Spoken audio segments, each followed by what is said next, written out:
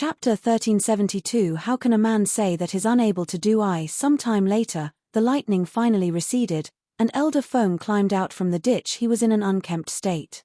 The expression on his face looked as if he had been ravaged by countless savage beasts, wretched and disconsolate.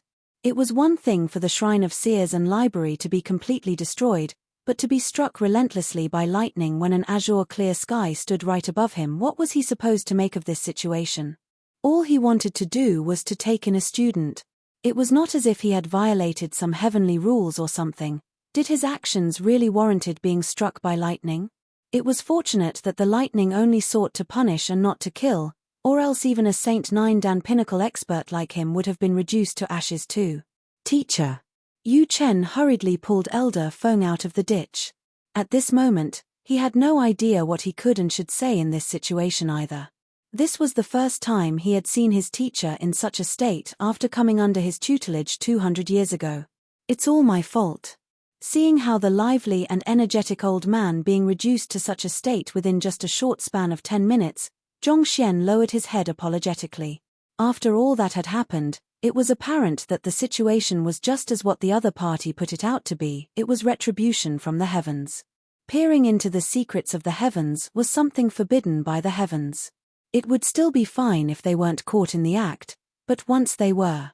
As the master of the Library of Heaven's Path, unless he were to seal off the Library of Heaven's Path, coming into proximity with the seers would cause the will of the heavens to swiftly notice the existence of such desecrating actions. In a sense, it was similar to how students cheating in the examination would be able to get away scot-free if they weren't caught, but once they were, there was no way they could be let away lightly. Otherwise, how could the school uphold the integrity of the examinations? The authority of the heavens mustn't be challenged. If it were to allow everyone to just peer into its secrets as when they liked, what would become of the world? Initially, Zhongxian was planning to compile a book on Elder Fong to see if he could help the latter treat his injuries, but who could have known that this simple action would result in the will of the heavens noticing the nature of Elder Fong's occupation and sending a streak of lightning down on him? And for every time he tried to check, another streak of lightning would fall. After multiple tries, it was finally absolutely clear to him that he was the one who had brought the lightning here.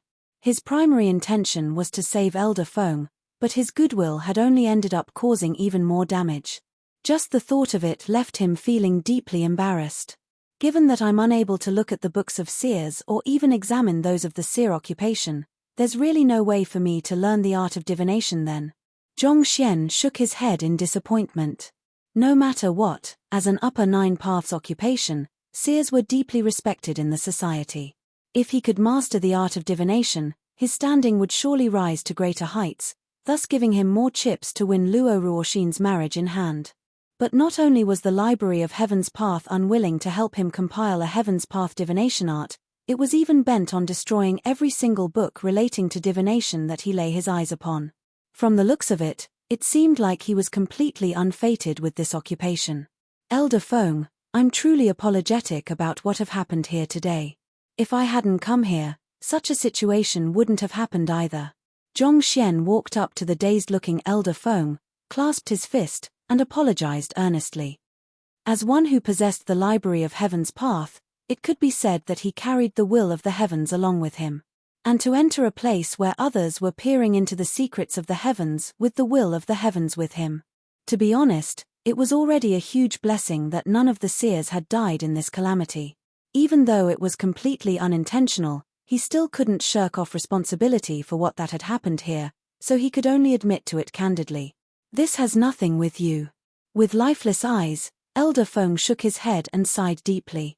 In his view, their occupation had simply revealed too many secrets of the world that the retribution of the heavens was falling upon them. No matter how talented the young man before him was, there was no way he could dictate the will of the heavens to attack them. So ultimately, the fault still lay in them. Elder Fong, with all that had happened, I think that you might want some time to yourself, so I won't impose on you any longer. Knowing that there was no way for him to explain the matter, Zhongxian decided to say no more. All right, you should return first. I'll come and look for you after I make sense out of what had happened here. Elder Fong nodded. After witnessing what had happened to the Shrine of Seers, The young man should be filled with apprehension for the seer occupation at the moment. It would be best for him to first figure out the root of the problem before approaching the young man to alleviate his fears and talk him into becoming his direct disciple. Otherwise, who in the world would be willing to join an occupation which would put one at risk of being struck by lightning at any moment? Farewell then. Zhongxian clasped his fist once more toward Elder Feng before leaving the area. Luo Shenqing took one last look at the surroundings before quickly leaving together with Zhongxian. As soon as he was in a safe distance away from where Elder Feng's spiritual perception could reach, he finally couldn't hold back his curiosity any longer. He walked up to Zhongxian and asked with a hushed voice, "Zhongshe, what exactly happened back there?" "I'm not too sure either." Zhongxian shook his head. It wouldn't be safe for him to talk too much about this matter even if the other party was his future brother-in-law. After all, there was simply too much at stakes here. "You aren't sure?" Hearing Zhongxian's response, a displeased frown appeared on Luo Xuanqing's forehead. But eventually, he still decided against probing any further. He wasn't too sure about what had happened either, but without a doubt, it must have something to do with the young man before him. Otherwise, why would the Shrine of Seers remain perfectly intact for several dozen millenniums, only to collapse completely as soon as he appeared? Everyone had been saying that he was the king of destruction, causing devastation and ruination everywhere he went. But within this short period of time that he came to know this young man, somehow, he felt that the young man was far more fearsome than he was. At the very least, the destruction he caused was explicable, caused mainly by excessive use of strength or failure to rein in his cultivation properly. On the other hand, the young man managed to tear the entire Shrine of Seers down, and no one knew how he did it at all. This must be the highest realm in the art of destruction. It seemed like he still had much to work on. I really should interact more with him so as to learn the art of causing destruction inconspicuously, Luo Shenqing thought as he stroked his lower jaw contemplatively. Right. I have been too preoccupied with all that was going on that I forgot about Zhongchun. Luo Shenqing suddenly recalled something at this moment and smacked his forehead regretfully. He had been too caught up in trying to figure out if what had happened to the Shrine of Seers was related to the young man before him that he forgot his primary motive there. Zhongchun was still within the Shrine of Seers, and he hadn't found an opportunity to beat up that fellow yet. It wasn't easy for him to achieve a breakthrough, so how could he let Zhongchun off without giving him a huge gift? It would reflect poorly on you if you were to simply run over to pummel him. In my opinion, there's no need for you to go to him at all. You should make him come and find you instead. Zhongxian said. Oh. Luo Shenqing looked over in interest and asked, how should I go about doing that? Simple. Of the many occupations in the Sanctum of Sages, are there any which the offspring of the Zhong clan particularly excels in? Zhongxian asked. Me. Upon speaking of the Zhong clan, Luo Shenqing immediately harumphed in disdain. While there's nothing good that can be said about the personality of those of the Zhong clan, I have to admit that their reputation isn't just for show. There are plenty of experts amongst them, and their names are often brought up when speaking of the top geniuses of most supporting occupation as well. The talents of the Zhong clan's offspring didn't just manifest in their fighting prowess, they also had outstanding accomplishments in other occupations too. It was due to this reason that they were able to enjoy such a lofty reputation as the indubitable number one influence in the Sanctum of Sages, both feared and respected by the masses. That's good. Other than Zhongchun, who is the next most renowned offspring of the Zhong clan? Bring me to him, and I'll challenge him in his field of speciality, Zhongxian declared. As long as we do a sweep of all members of the Zhong clan, it should only be a matter of time before Zhongchun comes to us personally. It was only a matter of time before the matter that had happened at the Shrine of Seers was traced to him. On top of that, the fact that Yang Xian was a real figure amongst the top echelons of the Master Teacher Pavilion headquarters was also a ticking time bomb threatening to explode on him at any moment. It would be one thing if Yang Xian were to never appear, but once the other party did and denied the teacher-student relationship that Zhongxian claimed, it wouldn't take long before greedy individuals would set their eyes upon him, determined to uncover the secrets behind his swift rise. While the Master Teacher Pavilion had rules against such actions, it didn't necessarily have the resources to enforce it. Furthermore, it also had many other strategic goals as well, such as uniting the various powers of the master-teacher continent to fend against the otherworldly demonic tribe. If it had to choose between maintaining friendly relations with a powerful organization and protecting an individual master-teacher, even if a talented one, it would indubitably choose the former. Sometimes, for the sake of more important objectives, one had no choice but to compromise and turn a blind eye to other matters. The only reason why Zhongxian was able to remain safe so far was due to his lineage, and this was also an important factor to preventing the top echelons of the master-teacher continent from falling into utter chaos. Kill a disciple, and his teacher would come knocking for vengeance. This was actually just a gross simplification of the effects of a lineage. One had to be extremely careful when dealing with lineages because it was extremely difficult to say for sure just who was connected to whom. For this reason, unless it was a truly irreconcilable grudge, most powers would avoid making a move on one another. There was an incident in the past where a Tier 3 sage clan casually sentenced a transcendent mortal cultivator from a minor clan to death for crossing them. But as luck would have it, a 9-star blacksmith turned out to be their great-great-great-grandfather. In the end, the Tier 3 sage clan was nearly entirely wiped out from the face of the world. As such, most cultivators and powers would avoid making a move a person who could have possibly come from a powerful heritage. It was also for this reason that Zhongxian was able to rise through the ranks safely, such that there wasn't even any attempted assassination on his life. The protection he had received from the name Yang Xian had truly been invaluable. If not for the fact that Yang Xian really existed, given how he had succeeded in crashing 2 master-teacher pavilions, the master-teacher pavilion headquarters would have long sent some men down to investigate his secrets.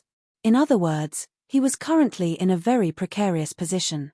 He had to become an 8-star master-teacher and remove the seal on the Sanctum Head token or raise his cultivation to a level where he would be able to protect himself before Yang Xian came knocking. If he could become the next head of the Sanctum of Sages, even the master-teacher pavilion headquarters would have to think twice before making a move on him. Just as what Feisha had said previously, generations of Sanctum heads would challenge the students of powerful clans and organizations while they were students themselves in order to build up prestige, and this would allow them would swiftly gain control of the Sanctum of Sages after their inauguration. Since he was going to be the next Sanctum head anyway, there was no need for him to hesitate about the matter either. It just happened that he had the poorest relationship with the Zhong clan, so it went without saying that he should start from challenging them. If he couldn't flip the entire Sanctum of Sages upside down, his surname shan't be Zhong. You want to challenge the Zhong clan offspring in their field of specialty? Luo Shenqing asked with a frown. I know that you possess incredible means in the field of formations and beast taming, but it won't be easy for you to defeat them in the other supporting occupations. Are you certain that you'll be able to emerge victorious? It wasn't that Luo Shenqing didn't trust Zhongxian, but it was impossible for even the most talented master teacher to be skilled in everything. While the young man before him possessed exceptional prowess in the field of formations and beast taming, such that he didn't think that there would be anyone in the Sanctum of Sages who could rival the young man, he couldn't say the same for the other supporting occupations too. Just recalling the various unbelievable records that the Zhong clan's offspring had set in some of the supporting occupations was enough to send shivers down his spines. It was one thing if they managed to succeed, but if they were to fail in their challenge, things would get really embarrassing for them. Don't worry. As long as I can receive an ample amount of books, it won't be easy for me to lose. Zhongxian said confidently. If you are really confident about it, I guess it should be fine. It happens that I have some business at the Spirit Awakener Guild. Do you want to come along with me? Recalling the various miracles that the young man had produced, Luo Shenqing hesitated for a moment before saying, Spirit Awakener Guild? Zhongxian turned to Luo Shenqing. Are there any offspring of the Zhong clan there? Zhong Chun's younger brother, Zhong Feng, is the inceptive sage there. However, his proficiency of spirit enchantment has already reached the level of 8-star. Are you sure that you're able to do it? Luo Shenqing asked worriedly. Chuckling softly, Zhongxian replied, Don't worry, how can a man say that he's unable to do it? If he's still of decent character, I'll let him off after a quick challenge. Otherwise, I won't be standing on ceremony then. Promoting my Discord here, https://discord. GG ATH Vex. Chapter 1373 Changes in the Library of Heaven's Path. Even though Zhong Xian carried some prejudice against the Zhong clan, he did not intend to make things difficult for every single one of them indiscriminately. As long as the other party's personality was not too bad, he would not go overboard. As for Zhong Chun, as a shameless toad lusting for the flesh of a swan, he definitely had to be punished. After making up his mind, Zhong Xian turned a confused look toward Luo Shenqing. You mentioned inceptive sage earlier. What does that mean? There are many occupations in the sanctum of sages, and as long as a student achieves proficiency superior to all other students and becomes the indubitable number one in a specific occupation, they will receive the esteemed title of inceptive sage. This title isn't merely honorary, more importantly, it is a symbol of power and standing. As long as one is able to become an inceptive sage, they will be considered as the representative of all students in that specific occupation, as well as their senior. Luo Shenqing explained. Zhong Feng successfully enchanted the guardian golem in the Spirit Awakener Hall and made it move 7 whole steps, thus breaking the record for the last 3,000 years. Due to that, he became the inceptive sage of the Spirit Awakener Hall. Guardian golem? Zhong Xian frowned. Enchanting a guardian golem should not have been too difficult a task. After all, he was someone who had even successfully enchanted a whole guild before. You'll know how difficult it is once you see it with your own eyes. Seeing how Zhong Xian thought little of that matter, Luo Shenqing shook his head with a bitter smile. Naturally, the guardian golem was no ordinary statue, or else Zhong Feng would not have been the only one to have successfully enchanted it in the past 3,000 years. The Spirit Awakener Hall was also located in the Hall of Erudition, so it did not take them too long to arrive at their destination. When Zhong Xian saw the guardian golem standing at the entrance of the guild, he immediately understood why Luo Shenqing would say such words. Standing at more than a dozen zhong tall and 6 to 7 zhong wide, it towered like a massive building before the Spirit Awakener Hall. On top of that, it was made of some kind of bizarre black stone that wielded the ability to absorb one's will, making it difficult to light up the spark of enchantment within it. There would indeed be some difficulty in enchanting it, Zhong Xian remarked grimly. Even he would require a lengthy period of time and deplete himself greatly in order to enchant this golem. The biggest issue was not the golem's size but the material it was made of. The material was not particularly suited for harnessing a spirit, causing any spirit enchanted into it to dissipate swiftly. In a sense, attempting to enchant it was like pouring a pail of water into a basket. The faster one poured the water, the quicker the water just seemed to flow away, making it seem like an impossible feat to achieve. As long as the rate one enchanted the golem was beneath the rate at which the spirit infused into the golem was dissipating, it would be impossible to succeed. For Zhong Feng to not only succeed but even get it to move 7 steps, he was indeed a formidable figure.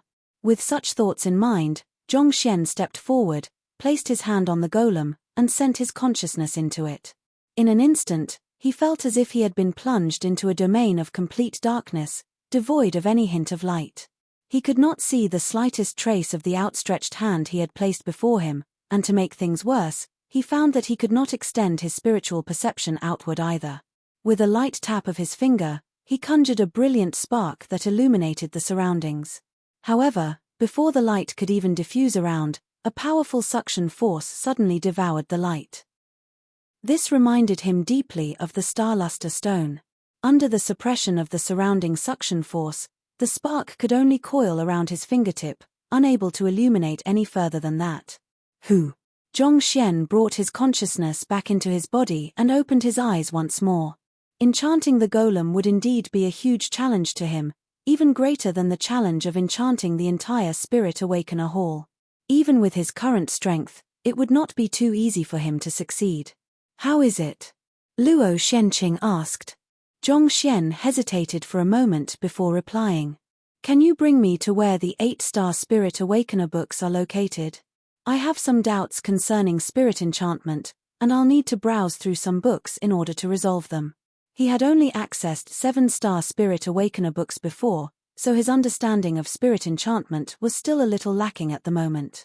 As long as he could gather sufficient books to compile the 8-star Heaven's Path spirit enchantment art, he would be able to easily clear whatever test there was to become an inceptive sage. You want to browse through 8-star Spirit Awakener books? Luo Shenqing nodded. You'll have to clear the 8-star Spirit Awakener examination first for that. The examination hall is right ahead. I still have some matters to attend to, so I'll be leaving for now. All right. Zhongxian nodded in response before heading into the Spirit Awakener hall. Similar to the place where he had taken the Formation Master examination previously, there was hardly anyone in sight in the relatively big Spirit Awakener hall, making the area appear exceptionally empty and cold in contrast. Zhongxian quickly made his way over to the front receptionist and passed his emblem over. Zhongsha, this way please. The receptionist was a young lady who appeared to be in her early 20s. After learning of Zhongxian's identity, her attitude became exceptionally friendly, and she quickly led him over to the library. All 7-star Spirit Awakener books are within. There are quite a lot of books here, so if you need help finding any, feel free to approach me, and I'll find it for you, the female receptionist said. It's fine, I think I can manage by myself. Thank you, Zhongxian replied with a smile before walking into the library. The number of high-tier Spirit Awakener books in the Qingyuan Empire Spirit Awakener Hall was rather lacking, so it would be best for him to browse through more 7-star Spirit Awakener books prior to taking the 8-star Spirit Awakener examination just to be safe. The library here did not disappoint. As soon as he stepped in, a massive collection of books immediately unfolded before him, causing his eyes to light up in excitement. Without any hesitation, he dived straight into collecting them into the Library of Heaven's Path. Floors. Hualala. Books were swiftly replicated in his Library of Heaven's Path at a swift speed. Zhongxian swiftly noticed that something was different. Why does it seem like the speed at which I am collecting the books has improved? It was true that he could collect the books just by looking at them directly with his eyes, but there was still a slight lag between his sight and the materialization of the books in the Library of Heaven's Path.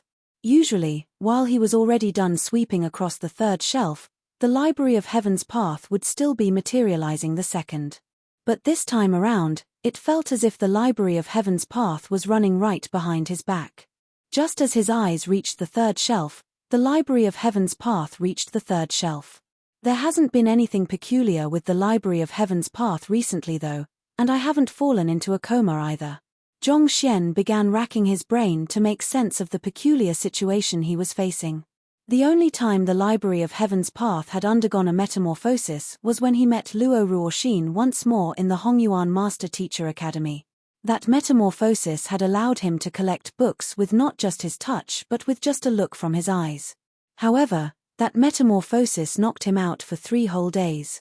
This time, nothing of the sort had happened, but the book collecting rate had grown much faster than before. What was going on? A thought flashed across Zhongxian's mind, and he widened his eyes in disbelief. Could it be? It was a little hard for him to believe, but that was the only reason he could come up with no matter how he racked his mind. And that was, destroying the Shrine of Seers. In the view of the heavens, destroying a Seer Guild branch was probably equivalent to successfully raiding a den of criminals, ridding the world of a poisonous tumor. Could the changes in his Library of Heaven's Path be related to that? Zhongxian's eyes lit up. Could it be that there is a reward for me bringing ruination upon the seers, something like a bounty? As powerful as the Library of Heaven's Path already was, he would not hesitate to grab an opportunity to evolve it further. After all, it was the strongest trump card that he had in his possession as well as the foundation of his growth. Without a doubt, its metamorphosis would grant him great benefits one way or another. I guess I should go out and destroy a few more seer guilds when I have some free time on my hands. Zhongxian nodded affirmatively. Of course, all of this was just his conjecture at the moment, so it would require further verification in order to determine whether his hypothesis was true or not. In any case, with the enhanced speed at which he could collect books into the Library of Heaven's Path, he managed to collect all of the books in the library and assimilate them into his mind within 4 hours. In the past, it would have taken him 6 hours. Once he was done, he returned to the main hall to find the female receptionist. I wish to take the 8-star Spirit Awakener examination. May I know what the processes for that are? Zhongxian inquired. In order to read the books of 8-star Spirit Awakeners, he would have to clear the 8-star Spirit Awakener examination first. You wish to take the 8-star Spirit Awakener examination? A slight hint of astonishment could be seen in the female receptionist's eyes for a brief moment before she nodded. The Spirit Awakener examination is actually rather simple, unlike those for apothecaries and blacksmiths. All you have to do is successfully enchant a grade 8 puppet before an elder of our Spirit Awakener Hall branch, and you'll be considered to have cleared the examination. I'll be troubling you to bring me over to the examination hall then. Zhongxian nodded. After which, under the lead of the young lady, Zhongxian arrived at a relatively spacious hall. The elder invigilating his examination was an old man who appeared to be in his 60s. The 8 brilliant stars on the emblem pinned in front of his robe indicated that he was an 8-star Spirit Awakener. The internal structure of the puppet was extremely simple, somewhat similar to the ones he had seen at the Qingyuan Empire Spirit Awakener Guild. Its purpose was to gauge one's mastery of spirit enchantment, so there was no need for excessive complexity. Stepping forward, Zhongxian placed his palm on the puppet. A sliver of his consciousness slipped from his primordial spirit into the puppet, and it did not take him long to light up the latter's consciousness. In truth, the puppet had only barely met the basic requirements to be considered a grade 8 puppet. Anyone who had met the minimum requirement to become an 8-star Spirit Awakener would be able to clear it with ease. Here is your 8-star emblem. Not expecting the young man to clear the examination in a single try, the elder was visibly surprised. He quickly helped the young man apply for an emblem and passed it over. Seeing that he had managed to clear the examination without any unfortunate accidents occurring, Zhongxian secretly heaved a sigh of relief. Taking his new 8-star Spirit Awakener emblem, he headed for the section containing the 8-star Spirit Awakener books in the library and continued his studying session. 6 hours later, he finally walked out of the library. It was exhausting going through so many books at once, but he did manage to master the 8-star Heaven's Path Spirit Enchantment art, thus raising his mastery of the art up to the level of 8-star pinnacle. Zhongshe, how is it going? Barely after taking a step out of the library, Zhongxian encountered Luo Shenqing. Yuan, I think I should have. Zhongxian nodded as he replied, but halfway through his words, he suddenly stopped. He stared at the sight before him with utter shock, and it took a while before he managed to find his voice once more. What is going on? The majestic building that he had been in just 6 hours ago had collapsed, and white smoke was rising here and there. Oh! I was intending to get Elder Zhao of the Spirit Awakener Hall to help me reinforce my primordial spirit, but that fellow was simply too incompetent. He ended up ejecting my primordial spirit out of my body, and in a moment of carelessness. Well, it just became like that. Luo Shenqing scratched his head in embarrassment. You were able to cause such a mess just by fortifying your primordial spirit. Zhongxian was stunned. Previously, when Luo Shenqing said that he had some business at the Spirit Awakener Hall, he had already guessed that the other party was intending to find someone to help him reinforce his primordial spirit in preparation to facing the dimension-sundering ordeal. He thought that a matter as simple as this should not have been too much of a problem, but such a mishap still ended up happening. Honestly, can you stop causing destruction wherever you go? You are a huge embarrassment, you know. Someone must have cut corners while building this Spirit Awakener Hall, or else how could it possibly be so fragile? Luo Shenqing harumphed unabashedly. Before Luo Shenqing could finish his words, a furious bellow suddenly sounded. Luo Shenqing, can you be any more shameful than that? Following which, a group of men rushed out angrily. The one leading the group was a young man in his late 30s. Taking a closer look, the young man's facial features bore some resemblance to Zhong Chun's. Zhong Feng, what do you mean by that? You have barged into our Spirit Awakener Hall a total of 2 times, and each time around, you somehow managed to leave it in complete shambles. From today onward, our Spirit Awakener Hall no longer welcomes you. If you dare to take even the slightest step into here, don't blame us for getting nasty with you. Zhong Feng roared with gritted teeth. Humph. How is it my concern that your Spirit Awakener Hall's building is so fragile? If you have the time to be roaring at me, why don't you spend it finding better bricklayers instead? Luo Shenqing snapped coldly. You still have the cheek to be saying those words. If you hadn't lost control of your own primordial spirit, would such a thing have happened? You really are a piece of work, you know? With a grand wave of his hand, Zhong Feng stepped forward and loudly declared, with my authority as the inceptive sage of the Spirit Awakener Hall, I hereby pass an inceptive sage decree. As long as Luo Shenqing steps into the perimeter of our Spirit Awakener Hall, all Spirit Awakeners are allowed to attack him without any qualms over injuring him or even killing him. Chapter 1374 Luo Shenqing runs amok. Luo Xuanqing's expression turned livid upon hearing Zhong Feng's words. A frightening aura lingered around him, reminiscent of a crouching tiger prepared to pounce forth at any moment. Do you really think that I dare not cripple you? Ever since he entered the sanctum of sages, he had always stood unchallenged by others, stepping over those who had dared stand in his way. When had anyone dared speak to him in such a manner before? Not even his elder brother, Zhong Chun, would dare talk to him like that. You want to cripple me? Sure, do it then. You might be stronger than me, but you'd better not forget that we are in the Spirit Awakener Hall right now. As the inceptive sage, I can control the countless puppets that are in here to subdue you with ease. Zhong Feng sneered coldly.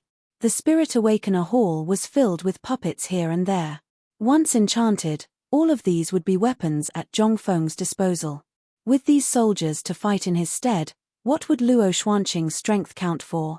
As long as he retained his identity as the inceptive sage of the Spirit Awakener Hall, he would be an invincible existence here. Not even Saint 8 Dan experts would dare to pull their weight before him. You! Luo Shenqing gritted his teeth in fury as his breathing hastened. What's wrong with that? Unlike you, causing trouble and expecting others to pardon you just because you are a member of the Luo clan, I forged a place for myself in the Spirit Awakener Hall through my own capability. If you weren't the brother of the little princess, do you think that our Zhong clan or even the Sanctum of Sages would have tolerated you for so long? You would have long been minced into countless bits and fed to the fish. Zhong Xian harumphed coldly with a haughty swing of his sleeves. Also, tell your little princess that it's her honor that the young prodigy of our Zhong clan is willing to wed her. If she dares to flee once more, don't blame us for resorting to extreme measures. Honor? Extreme measures? Ha ha ha ha. Before Luo Shenqing could even say a word, Zhong Xian had already interjected. Come, why don't you tell me in detail just how much of an honor it is to marry the young prodigy of the Zhong clan and how extreme the measures you plan to use will be? That young prodigy of the Zhong clan must have accrued several generations of fortune for him to be engaged to be Luo Ruoxin at birth, and yet, he still dared to put on a disappearing act. And as if that was not enough, the rest of them still had the cheek to spout such words. You are really challenging the limits of my tolerance.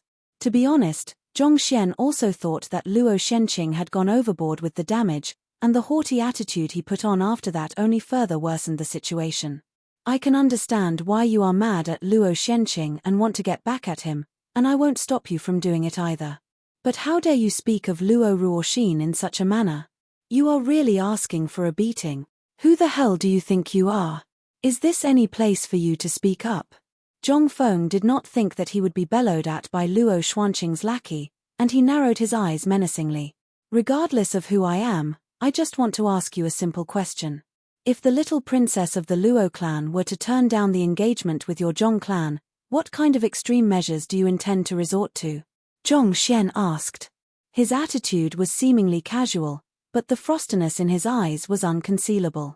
Humph, do you think that she has any place in turning our Zhong clan down? Little princess is a mere title she upholds before others. To our Zhong clan, she's nothing at all. Zhong Feng sneered coldly. You bastard. Try saying those words once more, and I'll rip you to shreds. A powerful aura instantaneously burst forth from Luo Shenqing, surging right into the clouds, seemingly threatening to tear the sky apart. It was one thing for someone to insult him, but he would never forgive anyone insulting his younger sister. Sure, I'll say it as many times as you like. Pure and innocent little princess, my ass. Despite having an engagement with our young prodigy, she still ran out to hook up with some other guy. She has really sullied every last bit of honor that we sage clans have. Zhong Feng spat out disdainfully. You scum. With a furious bellow, Luo Shenqing dashed out like a cannonball, and it took only an instant for him to appear right before Zhong Feng. Boom. The abrupt outburst of overwhelming might compressed the surrounding air so much that a deafening cacophony of sonic booms resounded here and there. Humph, could there still be any mistake about it? Your Luo clan should have received the news, and just a few days ago, they sent a few elders over to our Zhong clan to explain the matter to us. Most likely, that little princess of yours that you hold so dearly should still be under house arrest. Zhong Feng mocked coldly as he dodged Luo Xuanqing's attack and retreated. Since she dared to do it, why can't we say it out loud? Only that fool of an elder brother I have would think of that disgraceful woman as a treasure. If it was me, I would have marched right up to her to confront her over the issue. You are courting death. With eyes crimson with frenzy, Luo Xuanqing dashed forward with astounding speed. At the same time, he clasped his fist together, and the surrounding air suddenly seemed to have frozen in place, leaving Zhong Feng with nowhere to escape. Pang! Overwhelming might punctured Zhong Feng's chest. Pu. With a spurt of fresh blood, Zhong Feng was sent flying into the distance. He was by no means weak, but even so, he was only at the same level as Bai Hongyan and the others, still a distance away from matching up to the half-dimension sundering realm Luo Xuanqing. Just a single strike, and he was already severely wounded. Luo Xuanqing, you've asked for it. After crashing heavily to the ground, the unkempt Zhong Feng forcefully pushed himself back to his feet and glared at Luo Xuanqing with scarlet eyes. Raising his hand, he commanded, "Beat him down into his grave." Hula! As soon as that command was issued, a dozen puppets immediately leaped out from the surroundings. These puppets were neither works of celestial designers or blacksmiths. Rather, they were enchanted artifacts. At first glance, it might appear that there was no specific grade to them, but their prowess was not to be underestimated. This was especially so with the Inferno giant among them. Standing at 4 meters tall, its presence caused the surrounding air to distort from overwhelming heat. Besides the Inferno giant, there was a metal giant as well. Zhong Xian could not tell with just a normal look what it was made of, but it was extraordinarily resilient. In terms of defensive prowess, it was probably on par with Saint high-tier artifacts. It would really take a great deal of effort to deal with it. It would not be too much trouble for Luo Xuanqing to deal with Zhong Feng ordinarily, but the appearance of the dozen puppets immediately placed him out of tempo, causing him to fumble around a bit. Damn it! Luo Xuanqing roared with rage bubbling within him, releasing all of the strength he harnessed in his body. Sila. Releasing the entirety of his half-dimension sundering realm cultivation, the surrounding space began to distort under the rampaging outpour of his junchi. Under his immense might, the settled dust and rubble rose into the sky once more, bringing greater chaos upon the world. His original intention was to conceal his cultivation and spring a surprise on Zhong Chun, but Zhong Feng's words had exceeded his bottom line. At this point, he did not care that much either. Peng peng peng peng. It might have seemed as if there was only a small step of difference between the dimension-sundering realm and the phantasmal space realm, but just like between a cocoon and a butterfly, there was a world of a difference between them. With his full might as a half-dimension-sundering realm expert released, the puppets swiftly found their movements sealed, as if they had fallen into a bog. As much as they struggled, they were unable to escape from whatever was holding them in place. Catcher. With a downward press of his hand, the dozen puppets did not even last another breath before being suppressed forcefully into a lying position on the ground. Indignant roars blared from their mouths, but as if the weight of an entire mountain was upon them, even getting to their feet seemed to be a daunting task. You! Zhong Feng never thought that Luo Xuanqing would have already reached such a level. His eyes narrowed as he hurriedly retreated. You aren't going anywhere until you make things clear today. With a deep bellow, Luo Xuanqing dashed forth with the momentum of a human-sized massive dragon. His movement caused countless ripples to appear in the surrounding space, reminiscent of a water surface disturbed by a pebble thrown into it. Peng! These seemingly light ripples struck Zhong Feng as if massive clubs hammering down on his body, causing fresh blood to spurt from his mouth once more. The impact of the blows forcefully pulled him down from the sky. Hula! After striking Zhong Feng down, Luo Xuanqing took another step forward, appearing before Zhong Feng in an instant. Then, he raised his leg and stomped toward Zhong Feng's face. With the speed and the strength of the stomp, if the attack were to really land on Zhong Feng, he would be crippled for good even if he did survive this ordeal. It seemed like hearing his younger sister being insulted right before him had truly enraged Luo Shenqing, and that snapped the last bit of rationality in his mind, causing him to disregard all rules and consequences of his actions. Those who dared touch the inverted scale of a dragon would meet with swift death. Formidable, Zhong Xian muttered. For a moment there, rage had consumed his mind as well, and he had been planning to dash forward as well. However, seeing that his future brother-in-law had already made a move, he eventually forced himself to remain still. It simply was not the right time for him to express his identity yet. Of course, if Luo Shenqing were to be placed in a disadvantageous position in the battle, he would step in and intervene. Zhong Feng was justified in confronting Luo Shenqing over the destruction of the Spirit Awakener Hall and passing the Inceptive Sage Decree. After all, Luo Shenqing did go overboard in that matter. However, he did one thing that he never should have done: insult Luo Ruoxin. Based on that alone, he was deserving of dying 100 times over. You! Seeing the prowess behind the stomp heading for his face, Zhong Feng quivered in fear. Not daring to hold back anymore, he swiftly triggered the bloodline ability in his body. Boom! The surrounding time seemed to have slowed, but at the same time, it felt like Zhong Feng had gotten faster compared to the rest of the world. With a powerful push of his hand against the ground, he rolled several meters away, dodging the stomp by just a hair's breadth. Boom! The stomp imprinted a depression of 30 meters right beneath the floating Luo Shenqing's feet, raising countless stone fragments into the sky. Luo Shenqing, you are insane, Zhong Feng exclaimed as he cowered in fear at that sight, not daring to imagine what would have happened if that attack had landed on him. Even though the Spirit Awakener Hall had collapsed, as long as they gathered sufficient workers, they should be able to get it rebuilt swiftly. However, now that even the ground beneath was devastated, how were they supposed to rebuild their base? Boom! Not bothering to respond to Zhong Feng, Luo Shenqing's figure flickered, and he appeared before Zhong Feng once more with a palm flying right for the latter.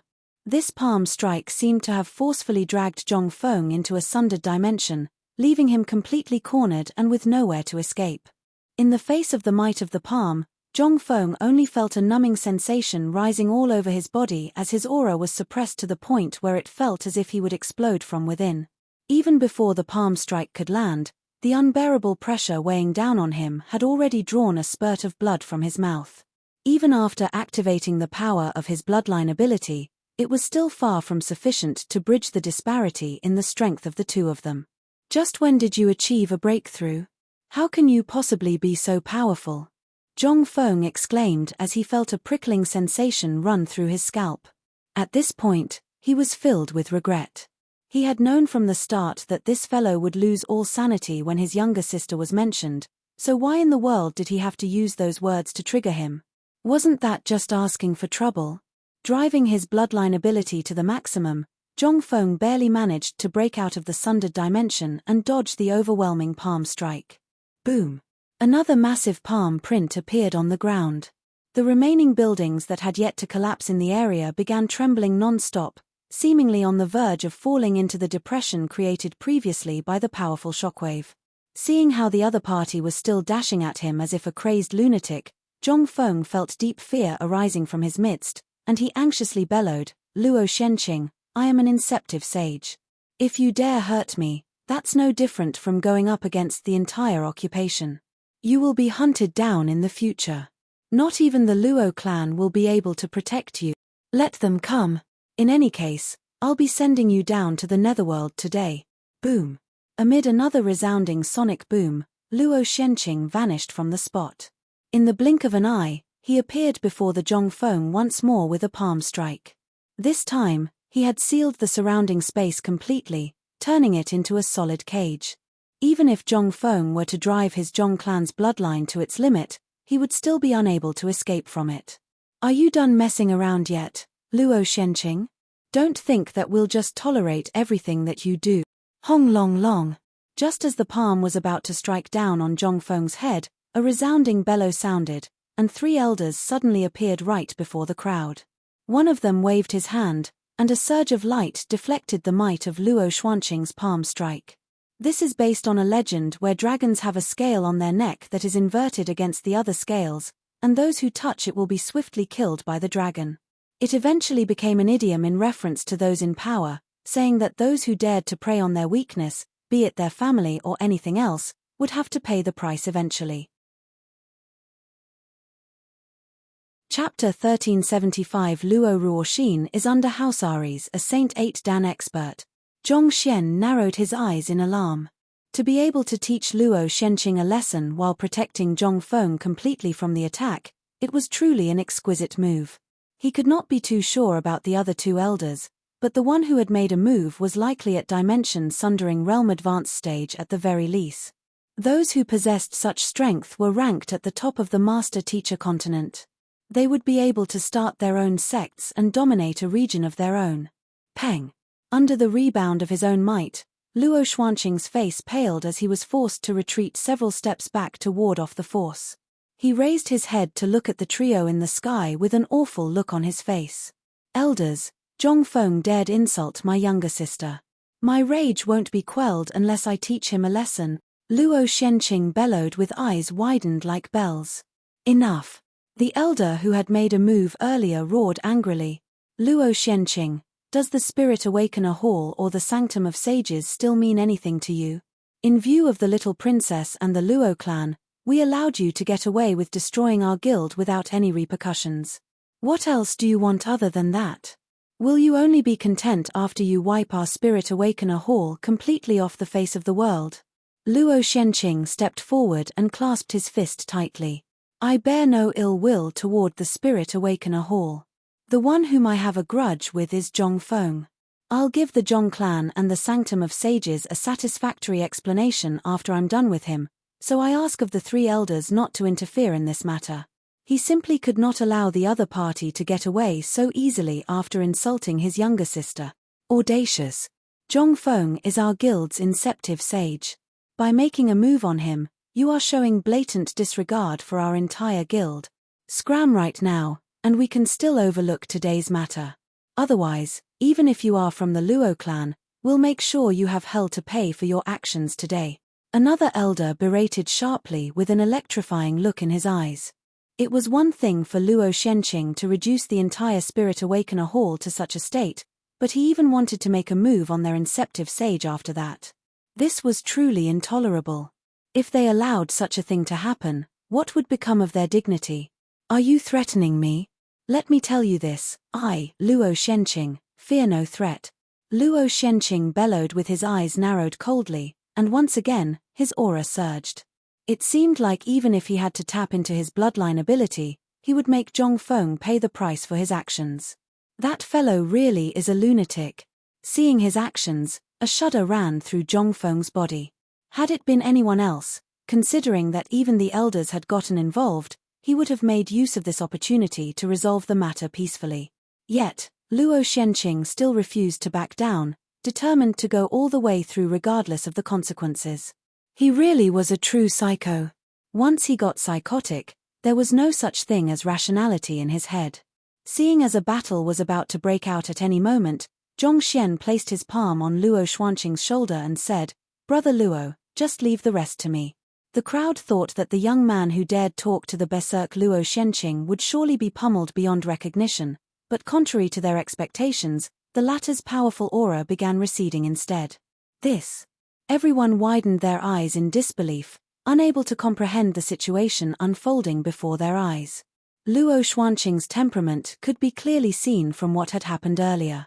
Most likely, other than his younger sister, there was no one else in this world who could shake him out of his berserk state. Yet, the 20-year-old young man beside him actually made him back down with just a couple of words.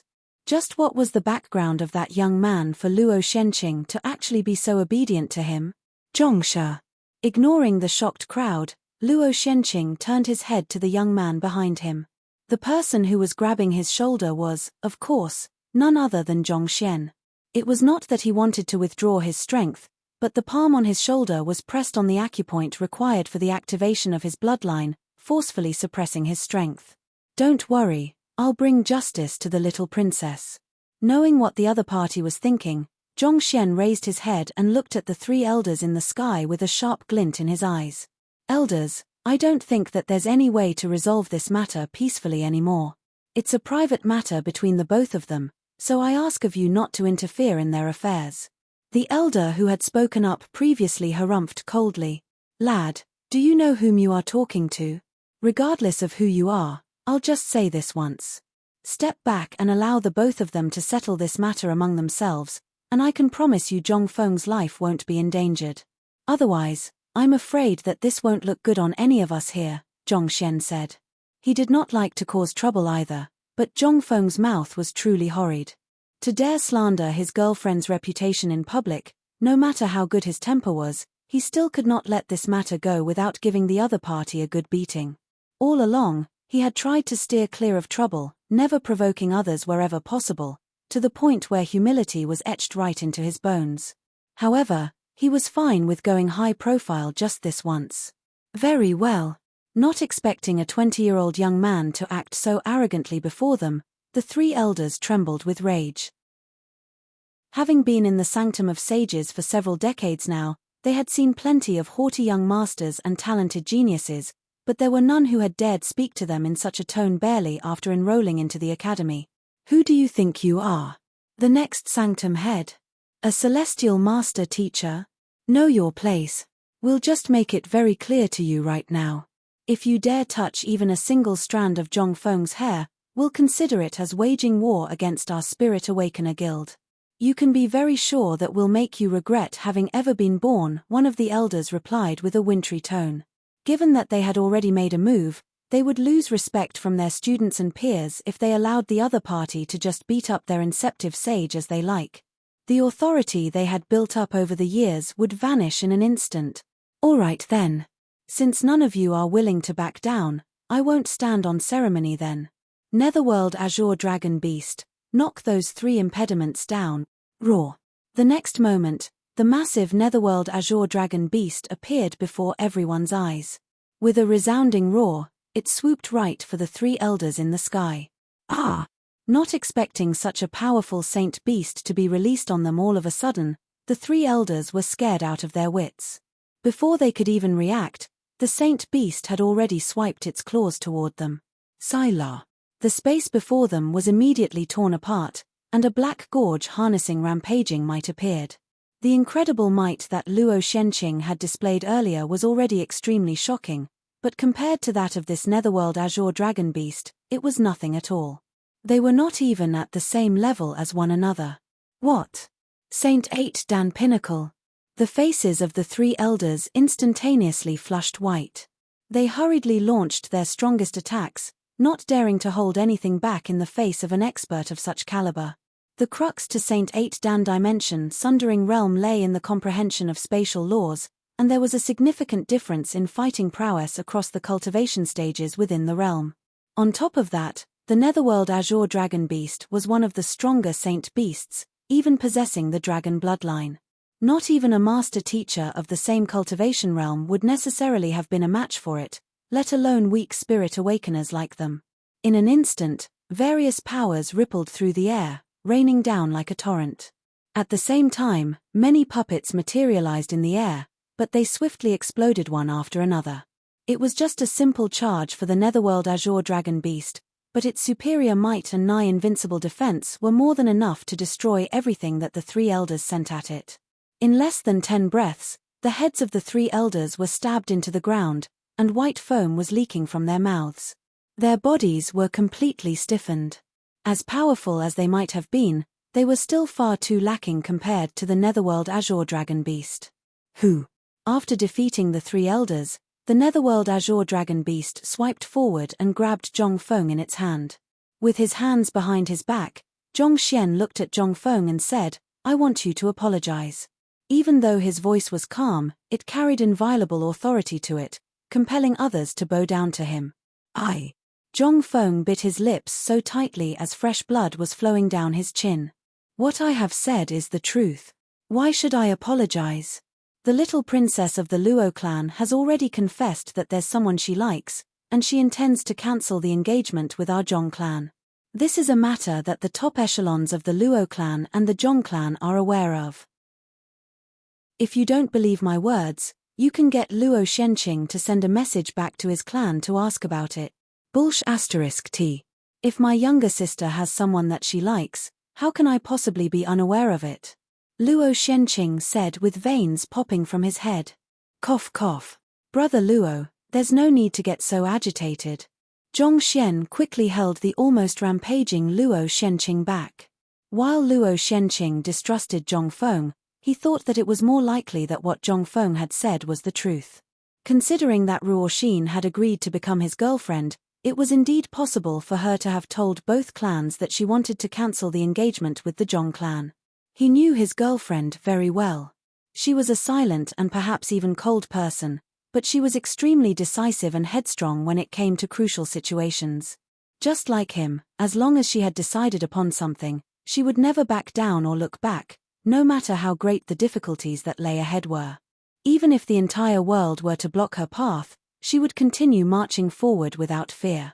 Recalling what Zhong Feng had said earlier, with a tight knit between his eyebrows, Zhong Xian asked, "You said that the little princess is likely under house arrest in the Luo clan. What does that mean?" He could not allow Ruo Xin to be wronged because of him.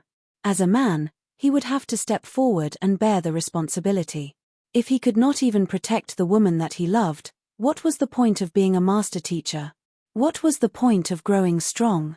Being held tightly in the grasp of the netherworld azure dragon beast, Zhong Feng knew that even if the duo did not kill him, they could easily inflict great suffering upon him should he choose to remain silent. Thus, he gritted his teeth and eventually revealed everything that he knew. Half a month back, an elder of our Zhong clan sent over a betrothal gift, as per usual, but the little princess suddenly appeared then and personally rejected the gift. She told him that she already has someone whom she loves, and she doesn't intend to proceed with the engagement with the Zhong clan. Thus, she said, there's no need to waste time, no such matters anymore. Her comments caused huge ripples.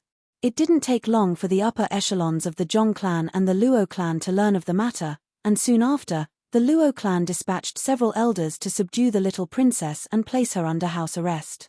Zhong Xian's body jolted. Someone of Ruo Xin's wits must have known the consequences of saying those words, but even so, she still unhesitatingly spoke them out loud. Just how much courage would it have taken her to go against the will of two of the strongest sage clans on the master-teacher continent, not to mention that one of them was her family? Zhong Xian clenched his teeth and asked, "Where is she being held?" "I'm not too sure either. I only heard of this matter from an elder in my clan," Zhong Feng replied anxiously. On the other hand, Luo Shenqing was still unable to believe what he had just heard. *T. Everything that you have said is *T. How can my younger sister possibly fall in love with someone else? Who in the world can possibly be worthy of her? Cough cough. Seeing the extreme reaction Luo Shenqing had toward this matter, Zhong Xian could not help but turn his head over and say, "Brother Luo, calm down. I know that the little princess is outstanding, but there's bound to be someone worthy of her." Someone worthy of her? A glint flashed across Luo Xuanqing's eyes as he turned to Zhong Xian and snorted. "You!" Chapter 1376 The Dancing Golem I. Zhong Xian suddenly fell silent. For a moment, he was tempted to admit that Ruo Xin was indeed his girlfriend. However, he eventually still swallowed those words back then. Considering how the Zhong clan and the Luo clan were already in a mess after hearing that the little princess had someone that she fancied, he would only be making things worse if he revealed the matter right now. He would have to reveal his relationship with Luo Ruoxin eventually, and now was definitely not a good time. First and foremost, he would require an identity that would allow him to withstand the pressure exerted from the Zhong clan. This way, Luo Ruoxin would be able to face her family as well. Otherwise, if others knew that the person whom she liked was just an ordinary person from a humble unranked kingdom, not only would it not ease the predicament they were in, it would only be complicating it. It was traditional thinking, but marriage had to be between two equals, or else there was no way Luo Ruoxin's family would be willing to accept him. He did not wish to see his girlfriend falling out with her family over him, criticized by the world. "Zhongshe, I am thankful for what you have done, but I am in no mood to joke with you. Luo Xianqing said grimly. He turned to Zhong Feng and said, You said that this incident happened half a month ago. All in all, their journey to obtain the Dongshu gourd had taken roughly 20 days. If the incident had happened half a month ago, it would mean that it had happened right after he left the Sanctum of Sages. If that was the case, it would explain why he had not caught wind of the matter. That's right. Zhong Feng nodded. Luo Xianqing stood on the spot with a livid expression on his face for a while before he suddenly turned his head to Zhong Xian and said, Zhongshe, I'll leave this fellow to you. Make sure to give him a good lesson so that he learns how to watch his mouth in the future. I'll be right back. After which, he leaped up into the air and flew off in a certain direction. Before Zhong Xian could say a word, he had already disappeared into the distance. Brother Luo. Zhong Xian frowned, not expecting the other party to leave just like that. The other party moved so quickly that even the execution of the unbounded voyager would have been insufficient for him to catch up, so he could only hold back the urge to chase him. He turned his gaze to the netherworld azure dragon beast and said, Teach him a lesson, but don't kill him. Roar. Nodding, the netherworld azure dragon beast was just about to make a move when a whiz sounded. The three elders who had been planted into the ground had flown back up into the sky. This friend over here, Zhong Feng, is our guild's inceptive sage. Hurting him is no different from going against the entire Spirit Awakener guild.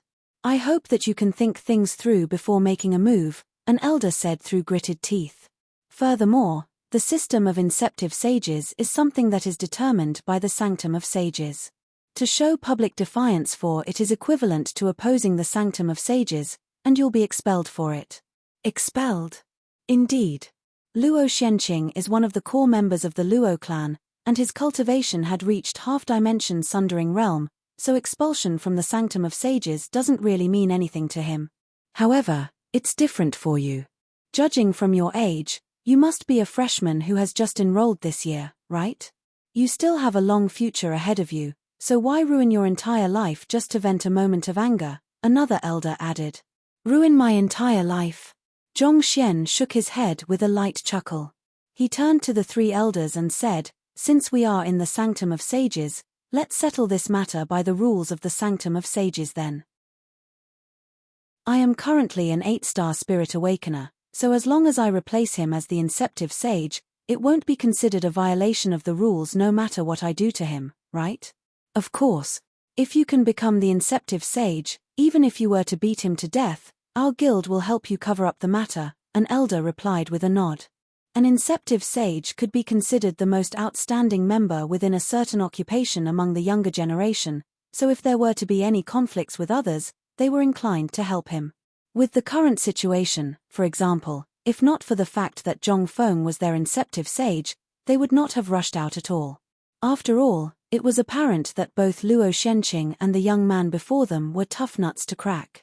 In all honesty, the collapse of the Spirit Awakener Hall was not a big matter.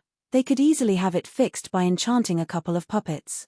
However, having their Inceptive Sage beaten up would really be a huge slap to their face, and this was something they could not accept. I see. Zhong Xian nodded. I'll have to trouble you all to tell me how the test for the Inceptive Sage works then. I still have some matters to attend to after this, so I don't have much time to waste. There was no backing out of this matter anymore given how far they had come. In order to ensure that there would be no negative implications from the day's events, he would have to replace Zhong Feng as the next Inceptive Sage.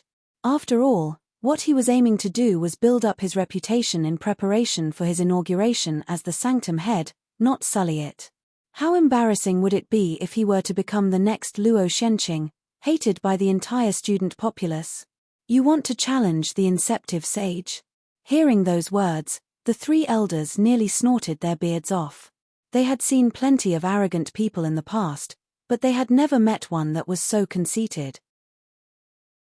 Only those who were the greatest of geniuses would be able to become the Inceptive Sage of an occupation, and Zhong Feng was one who had even broken many of their records. Initially, they had still intended to have him represent their Sanctum of Sages branch to challenge the candidacy for the position of the headquarters hall master, but who could have known that he would end up being nearly beaten to his death by someone else instead, and the culprit was even planning to replace him. Even though Spirit Awakener was not an upper 9 paths occupation, it still had a complete heritage to it, and it was considered one of the top occupations of the Master-Teacher continent. For someone who had merely cleared the 8-star Spirit Awakener examination just 6 hours ago to spout such arrogant words, the trio felt that the young man was simply taking Spirit Awakeners too lightly. Gritting their teeth, they were just about to berate Zhongxian to put him back in his place when they suddenly noticed the Netherworld Azure Dragon beast looking at them intently with malicious intentions in its eyes. It seemed as if it was ready to swipe its claws down on them should they speak a single unnecessary word. Knowing that they were no match for the Netherworld Azure Dragon beast, one of the elders suppressed his anger and explained, "The challenge to become the Inceptive Sage is very easy. As long as you can enchant the Guardian Golem and have it move more than the previous record holder, it'll be considered your victory. Zhongfeng, this young man over here says that he wants to challenge your position as the Inceptive Sage. Are you willing to accept his challenge?" With irrepressible fury in his eyes, Zhongfeng glanced at Zhongxian before nodding. "I'll accept his challenge." He had been beaten up for no good reason earlier, and even though it was Luo Xuanqing's doing, this fellow was an accomplice. Since this fellow was looking for trouble, he did not mind teaching him a lesson and showing him what a true expert was. "There are 2 golems right in front of our Spirit Awakener hall, and the both of you can choose either one of them to enchant. If you manage to get your golem to travel further than Zhongfeng's, you will be able to replace him as the next Inceptive Sage of our Spirit Awakener hall," one of the elders said as he pointed forward. "First and foremost, I'll have to ask you to let go of Zhongfeng." Tracing the elder's finger, 2 guardian golems sat where the entrance to the Spirit Awakener Guild used to be. Even though they were slightly tilted due to the various prior events, they were not damaged in the slightest. Upon hearing that the rules of the challenge were so simple, Zhongxian heaved a sigh of relief before waving his hand. The Netherworld Azure Dragon beast nodded as well before releasing Zhongfeng. Nevertheless, it still continued glaring at the other 3 warily, as if saying that it was ready to crush them into minced meat should any of them dare make a move against its master. Zhongfeng shot a spiteful glance at Zhongxian and the Netherworld Azure Dragon beast before walking over to one of the golems. A sharp glint flashed across his eyes, and he waved his hand grandly. "Let's waste no time and begin right away." "Very well," Zhongxian replied calmly as he made his way over to the other golem. He had taken a look at the golems before, and it would indeed be rather difficult to enchant them considering their sizes and the materials that they were made of. However, after reading through the 8-star Spirit Awakener books, he had managed to gain a deeper understanding of spirit enchantment, so it would not be too difficult for him to succeed anymore. "On my count, start." At the elder's command, Zhongxian suddenly sensed a huge disturbance in the surrounding spiritual energy. Following which, Zhongfeng's primordial spirit leaped out from his glabella and entered the interior of the golem. I guess his title as the Inceptive Sage of the Spirit Awakener Hall isn't just for show. His primordial spirit is indeed rather strong, Zhongxian remarked internally. While the other party's primordial spirit was still far from comparing to his, it was still a sight to behold. Just its very presence was able to exert immense pressure upon others. One's ability to enchant was deeply related with the strength of one's primordial spirit. The stronger one's primordial spirit was, the easier it would be for one to enchant an artifact. In terms of cultivation, Zhongfeng was far from a match for Luo Xuanqing and Zhongchun, but when it came to the strength of their primordial spirit, he was much stronger than the both of them. TZZZZZZZ. As soon as his primordial spirit seeped into the guardian golem, a unique energy began gathering and diffusing all over it. A slight gleam appeared on the surface of the golem, and it looked as if it would come to life at any moment. Even though Zhongfeng had already started his enchantment, Zhongxian was in no hurry to start. Instead, he activated his Eye of Insight and observed Zhongfeng's actions closely. It had to be said that while Zhongfeng's personality was SOSO, his ability as a spirit awakener was indeed notable. He pulled forth the various abilities of an 8-star Spirit Awakener perfectly with grace and elegance, such that there was even a peculiar kind of beauty to his actions. "All right, it's about time for me to start too." A while later, Zhongxian turned his eyes back to his own golem and placed his hand on it. TZZZZZZZ. Submerging a hint of his consciousness into the golem, he was immediately plunged into a world of endless darkness.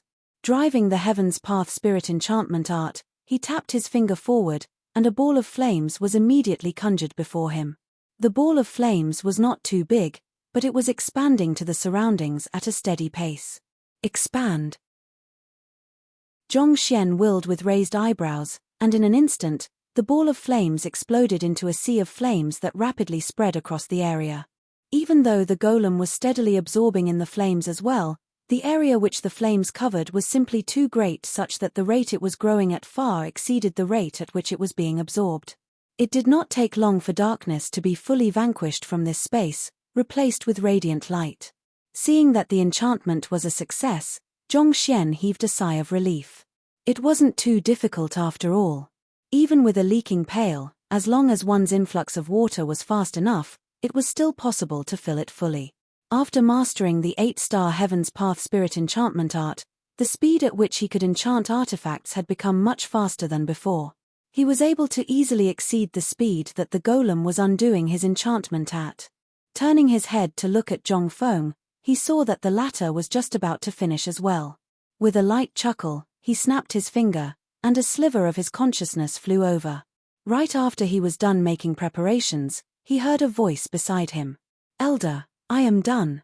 After which, a primordial spirit slipped out from the golem and floated in midair with a look of agitation and excitement on its face. "Good. Make it move, and we'll count how many steps it can take. Let's see if we can break your previous record." One of the elders nodded. "Yes." Zhongfeng nodded as he gestured his hand forward grandly. Voila! The stationary golem abruptly opened its eyes, and amid a cacophony of noises, it stood up. Dong! Dong! Dong! Dong! The golem began to walk forward, and each time its massive foot stepped down on the ground, the surrounding area would tremble under its sheer weight. With every step that it took, the spirit harnessed within the golem would dissipate considerably. Nevertheless, it still continued to make its way forward. 1 step. 2 steps. 3 steps. The elder in the sky counted as the light in his eyes grew brighter and brighter. Dong dong dong dong. The golem continued forward, and soon, it came to its 7th step. In the sky, agitation could be clearly seen on Zhongfeng's face, and his fists were tightly clenched together. He willed with all of his might for the golem to make the 7th step. Boom! Zhongfeng's golem lifted its leg with great difficulty and took a small step forward before finally losing consciousness with a resounding buzz, collapsing back to the ground. A triumphant look emerged on Zhongfeng's face as he turned to Zhongxian with a gleeful smirk on his lips. The golem I enchanted has managed to take 7.5 steps in total. It's your turn. All right, Zhongxian replied casually before snapping his fingers. Voila! His golem stood up, but despite moving its arms here and there, it did not advance forward at all. Your golem hasn't moved a step at all, so I'm afraid that we'll have to consider this your... One of the elders began announcing with a frown. However, before he could finish his words, another elder beside him exclaimed with a shrill voice tinged with disbelief. It's not that his golem isn't moving, it's dancing. Chapter 1377 Luo Xuanqing's Dimension Sundering Ordeal Dancing? Astonished, the other 2 elders quickly took a closer look, and indeed, the movements of the golem had a unique rhythm to it, as if it was doing some kind of exercise. They quickly turned their sights to the young man and saw that he had stood up at some point in time as well. His hands were placed behind his back, and he seemed to be muttering something beneath his breath. Chest expansion exercise. 1 2 3 4 5 6 7 8 2 2 3 4 5 6 7 8 3 2 3 4 5 6 7 8 4 2 3 4 5 6 7 8. Hip twisting exercise. 1 2 3 4. Side stretch exercise. Toe touch exercise. The 3 elders looked at one another as they felt their mouths dry up. It took a long while before one of them managed to find his voice. Rather than dancing, it seems like the golem is doing warm-ups. That does seem to be the case. The other 2 elders nodded stiffly. They could not help but wonder if their eyes were playing tricks on them. It was simply too difficult to enchant the guardian golems, such that even those who succeeded would only be able to get it to move a few steps. Yet, after enchanting the golem, the young man actually made it do warm-ups instead of moving forward. Are you messing with us? Not only were the three elders frenzied by what they saw, even Zhong Feng was so dumbfounded that he forgot to return his primordial spirit back to his body. Instead, his primordial spirit trembled so intensely that it seemed like it would succumb to shock very soon and dissipate. He had nearly died from exhaustion just by having his golem move 7 steps, but that fellow was actually making the golem do warm-ups. Aren't you way too arrogant? Seeing the frenzied crowd clutching their hair in the air, Zhongxian shook his head in disapproval. Just one look, and I know all of you lack basic understanding about exercising. These golems have been stationary for far too long. If they get up without doing a short warm-up, they could be easily injured. Did your physical education teachers not teach you to first warm up your body first before exercising? That's elementary knowledge, you know. Even little children know that they have to warm up prior to exercising, and yet, these elders and geniuses actually still made the golem proceed without warming up. Honestly, where did their common sense go? As he criticized the crowd internally, Zhongxian continued instructing the golem. All right, warm-up is over. Now, 2 sets of high knees. Go. Peng peng peng peng peng. The golem raised its knees up to chest height one at a time, causing endless tremors to ripple through the ground as a result of its movement. It felt as if it would soon create a massive basin in the area. Seeing that the golem's form was perfect, Zhongxian nodded in approval before issuing another instruction. Good. 2 sets of frog leaps, go. Peng peng peng peng peng. This time, the tremors on the ground was even worse. Under the relentless shaking, those buildings that had barely managed to survive the previous calamity eventually caved in and collapsed to the ground, raising a dust storm. Even the library, which had been completely intact a moment ago, also collapsed under the intense shaking of the ground. All right, warm-up is over. We shall start running around the Spirit Awakener Hall. You are only allowed to stop when I tell you to, got it? Zhongxian said in an imposing voice reminiscent of a strict instructor. Pooha, pooha, pooha. The golem nodded excitedly as it began running. Every step it took felt as if a new comet had just crashed down onto the world, causing the earth to cave in and mountains to shake. More and more buildings fell victim to this bizarre sports meet. The minds of the 3 elders and Zhong Feng had completely turned blank from shock. They could hardly process what was going on at all. Ever since the founding of this Spirit Awakener Hall, even the most talented of Spirit Awakeners had only been able to allow the golem to move a few steps. Yet, not only did this fellow make it complete an entire set of warm-up exercises, he even made it sprint laps around the Spirit Awakener Hall. Is this considered my victory? While the crowd was still at a loss as to what to make of the situation, the young man's calm voice suddenly rang out. Oh, of course. Swallowing their saliva, the 3 elders nodded with uncanny harmony, almost a little like little chicks pecking on rice. The golem had already completed quite a few laps, and the buildings of the Spirit Awakener Hall had already collapsed to the point where there was nothing left to collapse. If this still could not be considered his victory, what else could?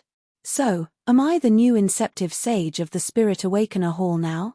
Zhongxian asked. Yes, of course. The elders nodded once more. Good. I hope that you don't have any qualms about me settling my own private grudges then, Zhongxian said. Then, he turned his gaze away from the 3 elders over toward Zhong Feng and said, since you have a foul mouth, let's start with 100 slaps for your mouth. Make sure to use your full strength for that. Hearing the order from Zhongxian, Zhong Feng was appalled. He quickly turned his sights over to the netherworld azure dragon beast, and to his relief, the latter was not moving at all. Just when he was about to retort, he suddenly heard a series of pa-pa-pa noises. Lowering his head, he saw that his physical body had stood up at some point in time, and his hands were striking his face forcefully one after another at a certain tempo.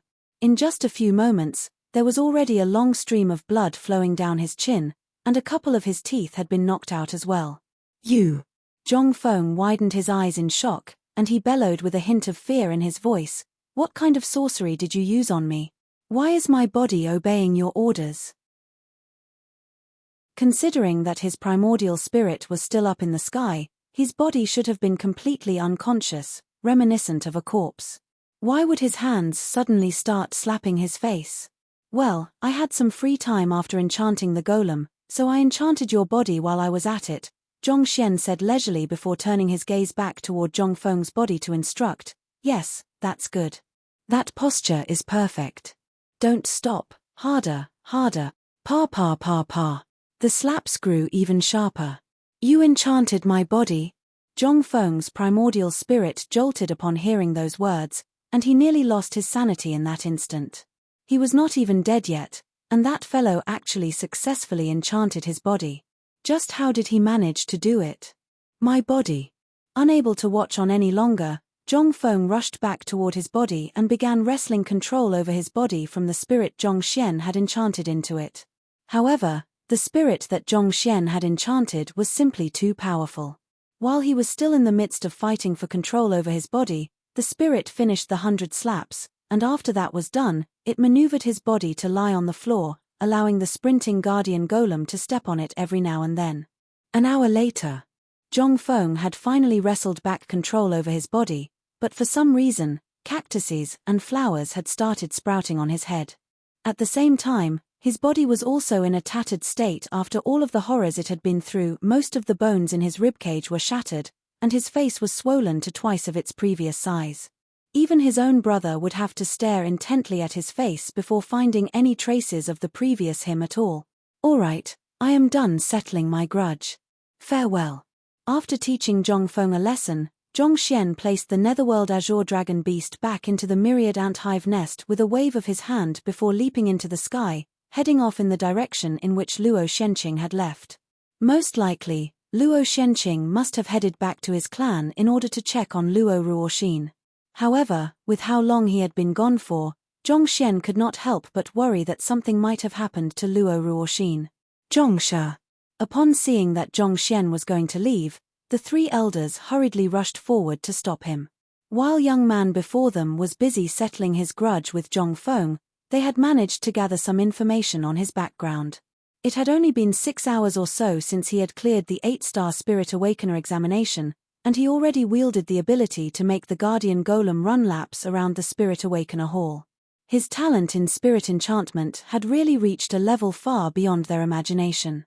It was not easy for them to stumble by such a talented Spirit Awakener, so how could they allow him to leave so easily? Seeing that the crowd was blocking his path, Zhongxian frowned in displeasure. What? Are you all planning on exacting vengeance for Zhongfeng? Of course not, of course not. It is Zhongfeng's own fault for having such a foul mouth. He deserves to be punished for that, an elder hurriedly said with a smile. Spirit Awakeners were not as particular about rules and conventions as master teachers. While Zhongfeng was a formidable genius as well, he was lacking compared to the young man standing before them. Naturally, they knew full well whom they should side with. Then, hearing that they did not stop him for Zhongfeng, Zhongxian frowned in confusion. It's like this. In 3 months, there will be a selection in the Spirit Awakener Guild headquarters for the selection of our next Hall Master. Our Sanctum of Sages initially intended to dispatch Zhongfeng, but since you possess such astounding mastery in enchantment, we would like to send you there instead, one of the elders said. Selection for the next Hall Master? Zhongxian frowned. That's right. The 3 elders hurriedly nodded in unison. The Spirit Awakener Hall in the Sanctum of Sages could be considered a branch of the Spirit Awakener Guild as well. If the person they dispatched became the next Hall Master, they would stand to benefit greatly as well. Not only would there be a massive boost to their reputations, they would stand to earn handsome rewards. It was for this reason that they had been determined to protect Zhongfeng regardless of the cost. However, after witnessing Zhongxian's unbelievable mastery in spirit enchantment, they swiftly redirected their high expectations from Zhongfeng to him. 3 months. I'll give it some thought, Zhongxian replied, neither accepting nor rejecting the offer. It was the 10th month at the moment, and 3 months from now would be the 1st month. There was still some time before the agreed marriage date between Luo Ruoxin and the young prodigy of the Zhong clan. If he could pay a visit to the Spirit Awakener Guild headquarters, he would be able to meet Wang Ying. He hadn't heard anything from that lass ever since she left with the envoy from the Spirit Awakener Guild headquarters, so he had no idea how she was doing at the moment. Hopefully, the Spirit Awakener Guild was treating her well. Otherwise, he did not mind enchanting everything there was in the headquarters and tearing everything down. Do give the matter serious consideration. This is a very good opportunity for you. Speaking of which, I haven't introduced myself yet. My name is Han Fu, and this is my communication jade token. I'll check up with you sometime later to hear your decision, one of the elders said as he passed a jade token over. Zhong Xian took it and threw it into his storage ring before hurrying away. Luo Shenqing had left roughly an hour ago, and his trail had mostly vanished. On top of that, he had intentionally concealed his trail, making it difficult to track him down. Even when using his Eye of Insight, his trail was extremely faint, abruptly vanishing at some points. It took Zhong Xian some fumbling around before he was able to find where the trail reappeared. The Sanctum of Sages covered an area far greater than the Qingyuan-conferred empire. Even with the considerable rise in his cultivation over the past few months, it still took him quite a while before he was finally out of its perimeters. 10 minutes later, he arrived before a mountain range. It was a true sight of devastation before him. As if someone had torched the area with flames, black patches of charred land and billowing white smoke could be seen here and there. A battle broke out here not too long ago, Zhong Xian thought grimly as he scanned the wreckage around him. Judging from the various marks, it should not have been more than 15 minutes since the battle ended. Considering how Luo Shenqing had been heading in this direction, could the damage have been left behind by him? But Luo Shenqing had left in order to find Ruoxin and his own clan, so who could he have been fighting against? Eye of Insight. Zhong Xian examined the marks carefully, and a moment later, a grim look appeared on his face. These marks are indeed from Luo Shenqing. Through analyzing the various marks around in detail, he could tell that some of the marks had been caused by Luo Xuanqing's abilities. The opponent he had crossed blows with seemed to be rather powerful as well, a Saint 8 Dan expert at the very least. It can't be that something has happened to Ruoxin, right? Such a thought surfaced in Zhong Xian's mind, and it immediately sent him into a state of anxiety. Just as he was about to quickly follow the trail ahead, he suddenly noticed a huge ominous cloud looming over a valley not too far away. Countless streaks of lightning crackled frighteningly, ready to unleash their devastating might on the world. Zhong Xian narrowed his eyes in alarm. That's a lightning tribulation. Having just cleared one himself not too long ago, he was extremely familiar with it. Turning his gaze to the storm clouds, Zhong Xian swiftly saw a familiar figure. Is that Luo Shenqing? But he hasn't finished reinforcing his cultivation yet. Could it be that he has encountered something that left him with no choice but to call forth his dimension-sundering ordeal prematurely? In any case, this doesn't seem good. The other party was currently standing at the very center of the storm, and countless streaks of lightning raged around him, threatening to reduce him to ashes. Luo Shenqing was going to face his dimension-sundering ordeal. Chapter 1378 The Shameless Gourd. The dimension-sundering ordeal was incomparably dangerous. Luo Shenqing had intended to challenge it in the Sanctum of Sages, where he would be protected by Kong Shi's will, thus making him less susceptible to inner demons. However, he had ended up calling the lightning tribulation in the middle of this mountain range instead. Without a doubt, something unexpected must have happened, leaving him with no choice but to face his dimension-sundering ordeal prematurely. After making sense of the situation, Zhong Xian did not rush forward to assist Luo Shenqing. Instead, he activated his Eye of Insight and assessed the surrounding area, and a moment later, a frown surfaced on his forehead. There was no one in the surroundings at all. Was he mistaken? Or did the person Luo Shenqing was fighting with previously flee in fear upon seeing the arrival of the lightning tribulation? Seeing that there was no one in the area, Zhong Xian quickly turned his sight back to the young man standing amid the sea of lightning. Forget it, there's no time to think about that now. Luo Shenqing has a rather irritable temper, which makes him very prone to the assault of inner demons. Facing the dimension-sundering ordeal without ample preparation could be extremely dangerous to him. The dimension-sundering ordeal was dangerous not just because of the lightning tribulation but also because of the transformations in the surrounding space and the inner demons. Even he would have some trouble clearing it. At this moment, Luo Xuanqing's eyes were already crimson, and it was apparent to anyone looking at him that he was not in the right state of mind. Forcefully challenging the dimension-sundering ordeal in his current condition could very well spell failure and even death. I have to save him. Without any time to hesitate, Zhongxian rushed straight toward the lightning. Shortly after he flew into the area of the lightning tribulation, just 300 meters away from where he had been standing before, two figures slowly materialized into existence. It felt as if they were non-existent beings that were squeezed out of the void. Not even sweeping across them with one's spiritual perception would allow one to perceive their presence. One of them was an elder dressed in a golden robe. Looking at Zhongxian's disappearing back with a tight frown, he asked, "Who is he?" The other elder standing behind him clasped his fist and explained, "Elder, that young man is Zhongxian, a friend whom young Master Shenqing recently got acquainted with. The both of them have set out to find the Dongshu gourd together, and that's what allowed young Master Shenqing to successfully make a breakthrough to half-dimension sundering realm." "Zhongxian? The Zhong clan?" the golden-robed elder asked. "According to our investigations, he isn't from the Zhong clan but an orphan from an unranked kingdom. It's said that his Yangshi's direct disciple," the second elder replied. "Yangshen? That fellow has started taking in disciples too?" The golden-robed elder was slightly surprised to hear those words. A moment later, he shook his head in incomprehension and said, "Since that young man is Yangshen's disciple, he should know better than to charge right into the lightning tribulation. Did he think that he would be of any help to Shenqing with his leaving Aperture Realm Pinnacle cultivation? A cultivator had to clear their ordeals with their own strength. Help from others would only cause the lightning tribulation to grow larger and larger, possibly causing the situation to run out of control." While it was true that the young man would not make much difference to the might of the dimension-sundering ordeal considering how weak he was, charging in recklessly was just plain suicidal. Just what in the world was he thinking? Based on the rumors, this Zhongxian is a rather hot-tempered person who causes destruction wherever he goes.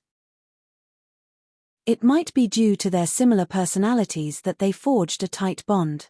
Thus, when he saw that young Master Shenqing was facing the lightning tribulation, he couldn't help but leap in to offer his help, the second elder explained. "Couldn't help but leap in?" The golden-robed elder harumphed coldly. "Courageous but lacks wit. Tell Shenqing to steer clear from such reckless individuals after he clears his dimension-sundering ordeal." In the first place, he was already extremely displeased by how Luo Shenqing was causing destruction everywhere he went. Naturally, hearing that he was friends with someone of a similar nature, his anger only intensified further. "Yes." The second elder nodded. Oblivious to the two figures who had escaped the detection of his eye of insight and materialized behind him, Zhongxian had already arrived at a location not too far away from Luo Shenqing. Upon seeing Zhongxian, Luo Shenqing anxiously bellowed, "What are you doing here? You won't be able to clear the dimension-sundering ordeal in the current state you are in." "I'm here to help you," Zhongxian explained. "Help me? This is my lightning tribulation, what can you possibly do to help me?" Luo Shenqing shook his head. "Get out of here fast. I'm not even certain if I can withstand the lightning that is gathering above, much less protect you." Before Luo Shenqing could finish his words, the lightning bolt in the sky had finally finished charging up its power, and it abruptly bolted down with imposing momentum. Catcher! Catcher! A 10-meter-wide streak of lightning tore open a black gorge through space as it fell straight for Luo Shenqing. "Don't even think about it." Luo Shenqing hurriedly gathered immense might in his palms and thrust them upward to fend off the lightning strike. The overwhelming might he wielded as a half-dimension sundering realm expert collided head-on with the lightning, causing the surrounding space to crumble layer by layer. Catcher! Even though he managed to ward off most of the energy harnessed within the lightning bolt, there were still some remnants that breached his defense and struck his head, causing his hair to stand up and his body to be charred black. The dimension-sundering ordeal was many times stronger than the leaving aperture ordeal that Zhongxian had summoned previously. Even with his recent breakthrough to half-dimension sundering realm, he still felt a numbing sensation rippling through his body, and the zhenqi within his body nearly dissipated under the zap. Hurry up and leave the area. I really won't be able to withstand this lightning tribulation. Luo Shenqing panted rapidly as he howled with reddened eyes. He had spent nearly half of his entire capacity of zhenqi just to fend off that single streak of lightning, and the zap of lightning that struck him caused a feeling of weakness to spread throughout his body, making him feel as if there was lead in his arms and legs.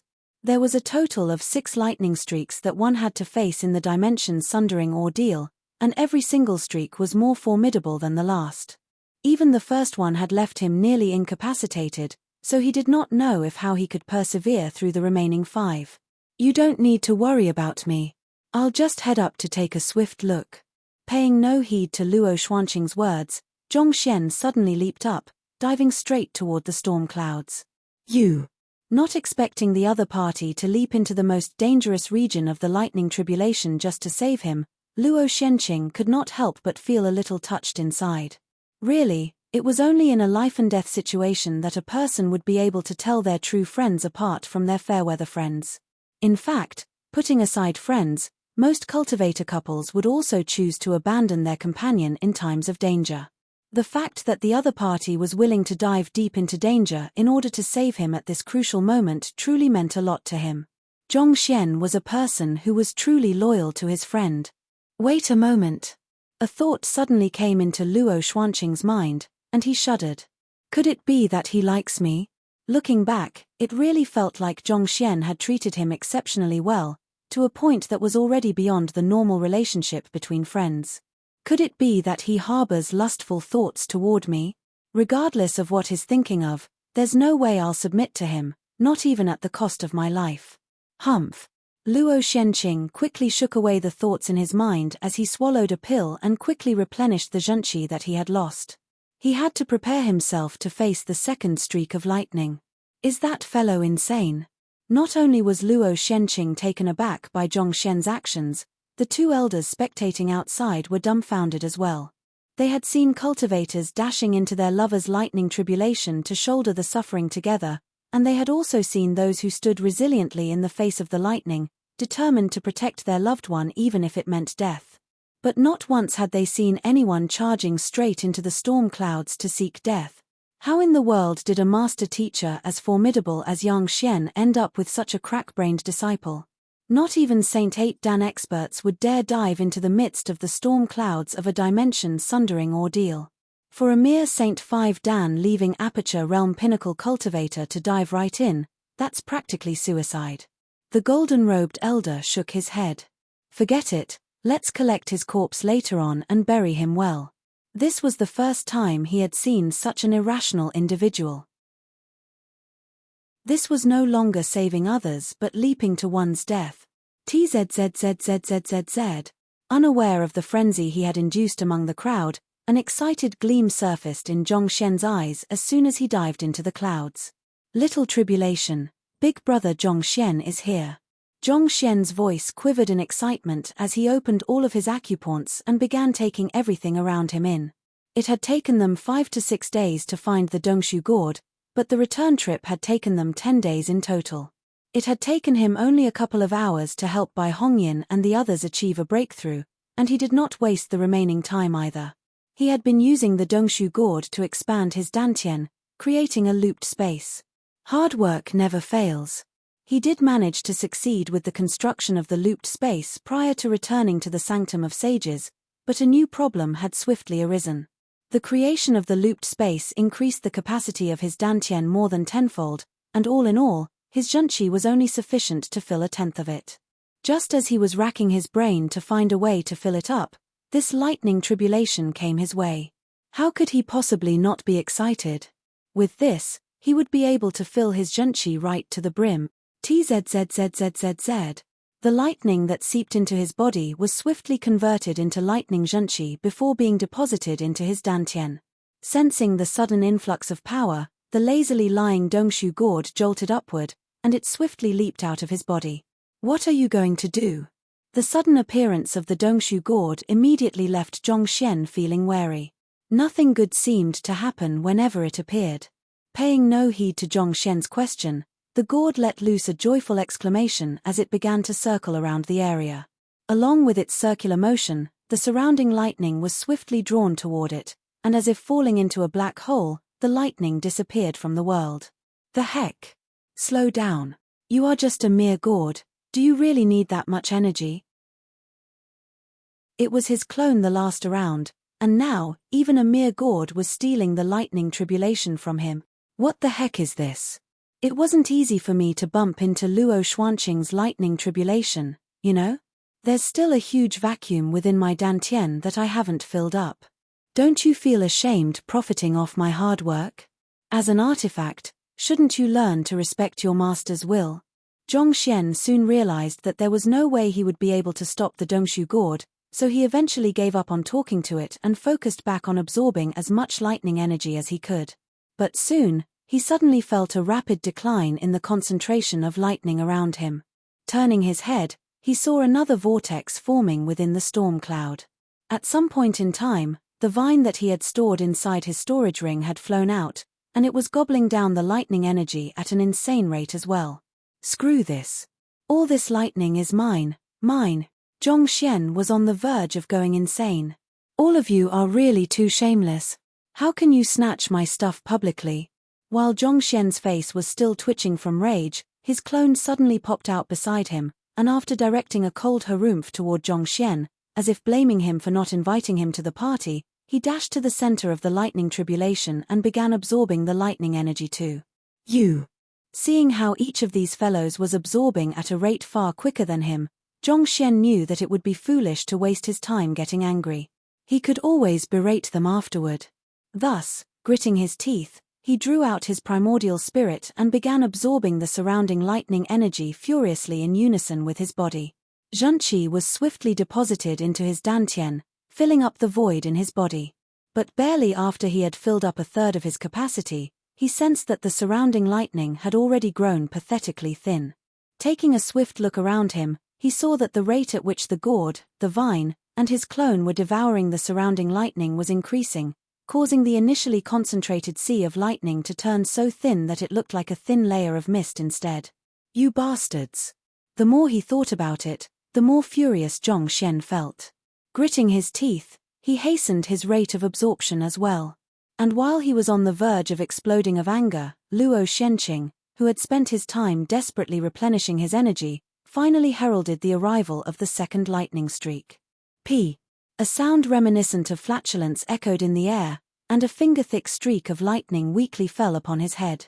Pooha! With a might that was probably insufficient to snap a branch, it dissipated after finishing its job. Luo Xuanqing. The Two Elders. Chapter 1379. No one is worthy of her, what happened? It took a while before the two elders finally recovered from their shocked states. Nevertheless, the disbelief in their eyes remained apparent for all to see. Having lived for several centuries, they had witnessed plenty of lightning tribulations, and they had undergone quite a few themselves too. Each time it appeared, they still couldn't help but tremble slightly in trepidation before its overwhelming might. But what the heck was the fart-like thing they had just seen? Could it be that the lightning tribulation has a problem releasing the energy it has charged up? The second elder couldn't help but ask. Are you trying to tell me that the lightning tribulation is constipating? The golden-robed elder glanced at the second elder sharply. Lightning tribulation was the retribution that the heavens brought upon those who stepped beyond their own boundary. The purpose was to establish its authority and instill fear into all life forms. The immense energy it had charged up would eventually be channeled into a devastating streak of lightning to strike down the offender who dared to overstep his boundaries, and Luo Xuanqing's lightning tribulation had been charging up for quite some time already. Yet, the eventual lightning streak released ended up being so unimpressive. Most likely, the earlier streak of lightning is just a starter. It should be releasing a much stronger streak very soon. What's going on? In the midst of analyzing the situation, the golden-robed elder suddenly widened his eyes, as if he had just seen the impossible being realized. The second elder hurriedly turned his gaze toward the sky too, and he saw the storm clouds covering several dozen li of the surrounding sky billowing furiously all of a sudden, as if an ill patient coughing violently. This coughing continued for quite a while before it abruptly jolted forward, and a figure was puked out of the clouds. It was the same young man who had dived into its midst earlier. Seemingly enraged at being coughed out, the young man bellowed furiously as he wagged his finger threateningly at the storm clouds. "You rascal, you sure have grown arrogant. How dare you puke me out?"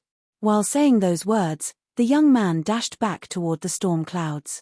But before he could even come close to it, the fear-inducing storm cloud suddenly trembled intensely, as if falling into a state of panic. Following which, tzla, it whizzed off into the distance, vanishing from view in the blink of an eye. He actually made the lightning tribulation flee in fear. The two elders glanced at one another, and the overwhelming shock coursing through their minds nearly caused them to lose control of their strength and appear from their invisible state. All this while, they had thought that the young man was doomed to die after diving into the midst of the storm clouds. Yet, when the young man placed his hand on his hip and berated with lightning tribulation with a wagging finger, not only did the latter dare not to retaliate, it even fled frantically as if a terrified ostrich. This sight made them realize that it wasn't that there was a problem with Luo Xuanqing's lightning tribulation, but that this seemingly ordinary young man wasn't as ordinary as they thought him out to be. That fellow is a true talent. No matter what, we must pull him over to our Luo clan's side, the golden-robed elder said resolutely. As unbelievable as the matter may seem to him, the Sanctum of Sages was still a place where geniuses all over the master-teacher continent gathered. It wasn't completely impossible for a person who possessed the unique ability to deal with heavenly tribulations to appear here. No matter the cost, they had to bring this talent over to their Luo clan so that they could study the secrets behind his means. But his Yang Xian's disciple. It won't be easy for us to pull him over to our side. The second elder shook his head. Yang Xian was one of the grand elders of the master-teacher pavilion headquarters, and naturally, his student was bound to enter the master-teacher pavilion headquarters. There was no reason for the young man to join their Luo clan at all. That's true. The golden-robed elder sighed in pity. As much as they wanted the young man to join their clan, they dared not to vie with the master-teacher pavilion headquarters, and they didn't have the ability to do so either. After some thought, the golden-robed elder was still unable to think of any viable solution to the matter at the moment, so he waved his hand and said, "It'll do to just report this matter to the clan head. Yusin should have been escorted back at the clan by now, so we should be hurrying back too so as to not hold up the elders' conference." Yuan, the second elder, nodded. With a slight wave of his hand, something similar to a massive teleportation formation appeared before the duo, and stepping into it, they vanished from the spot, as if they had never been there before. Zhong Xian cursed and cursed, but the rage in his heart couldn't be quelled. However, there was nothing he could do about it either. With the size of the lightning tribulation, it should have been more than enough to fill up his dantian fully. However, due to the Dongshu gourd, the vine, and his clone messing around, he only managed to fill up half of it. The more he thought, the more stifled he felt. It seemed like he would just have to rely on Luo Shenqing and Zhong Chun's yet-to-arrive pinnacle spirit stones for that then.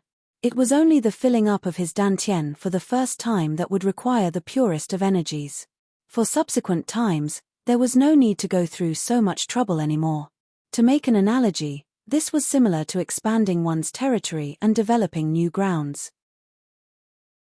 It was only the first time that would require an immense inflow of resources. Subsequently, once the foundation was laid, one would only have to put in minimal resources in order to maintain it. It was for this reason that he had to use resources harnessing spiritual energy far more concentrated than concentrated spiritual energy for the first charge up, and subsequently, even absorbing the spiritual energy from ordinary spirit veins would suffice to replenish his junqi. Sighing deeply, Zhong Xian lowered his head and saw the Dongshu gourd lying gleefully in his dantian, shaking its bottom from time to time, as if challenging him. At the same time, his clone had also returned back to the folded space, lying contentedly on the ground and letting loose a majestic burp.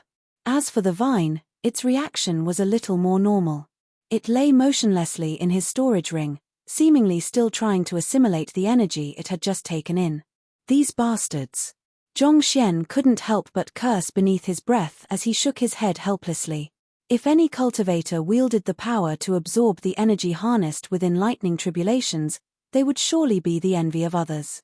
And yet, even just the artifacts he carried was capable of doing that, and on top of that, it turned out that he was the weakest of them all in contrast. Deep indignance filled Zhong Xian's mind. Just when could he be more awe-inspiring? Hi, it seems like I'm too ordinary after all. Zhong Xian sighed deeply. It was one thing for him to lose out to his clone, girlfriend, and clone, but now, even a clone and vine that he had picked up on a whim turned out to be so formidable too. If not for his resilient mental fortitude, he would have killed himself out of embarrassment by now. Zhongshe. Just as Zhong Xian was feeling deeply stifled inside, a voice suddenly sounded not too far away. Turning his head over, he saw Luo Shenqing staring at him with his mouth agape. All this while, Luo Shenqing thought that Zhong Xian only wielded the ability to scare away his own lightning tribulation, but to think that he had the ability to do the same to others too. Didn't this mean that if he were to look for Zhong Xian each time he was to face a lightning tribulation, he would be able to clear it without any danger? Brother Luo. Seeing through Luo Xuanqing's thoughts, Zhong Xian's reddened face quickly turned slightly pale, and his legs trembled feebly beneath him. I hope that you won't speak of this matter to others. I had to use a secret art earlier, and similar to the side effects from the activation of your unique bloodline, this secret art carries severe side effects too, so it would be unsafe for me to use it recklessly. Luo Xuanqing's cheeks twitched wildly. Do you think that I'm blind? Putting aside how superficial your acting is, the very least you could do is to put up the act right from the start, not when I approached you. However, seeing how the young man before him was unwilling to talk about the matter, Luo Shenqing inwardly gave the latter a thumbs up for being as humble as him before dropping the matter from his mind.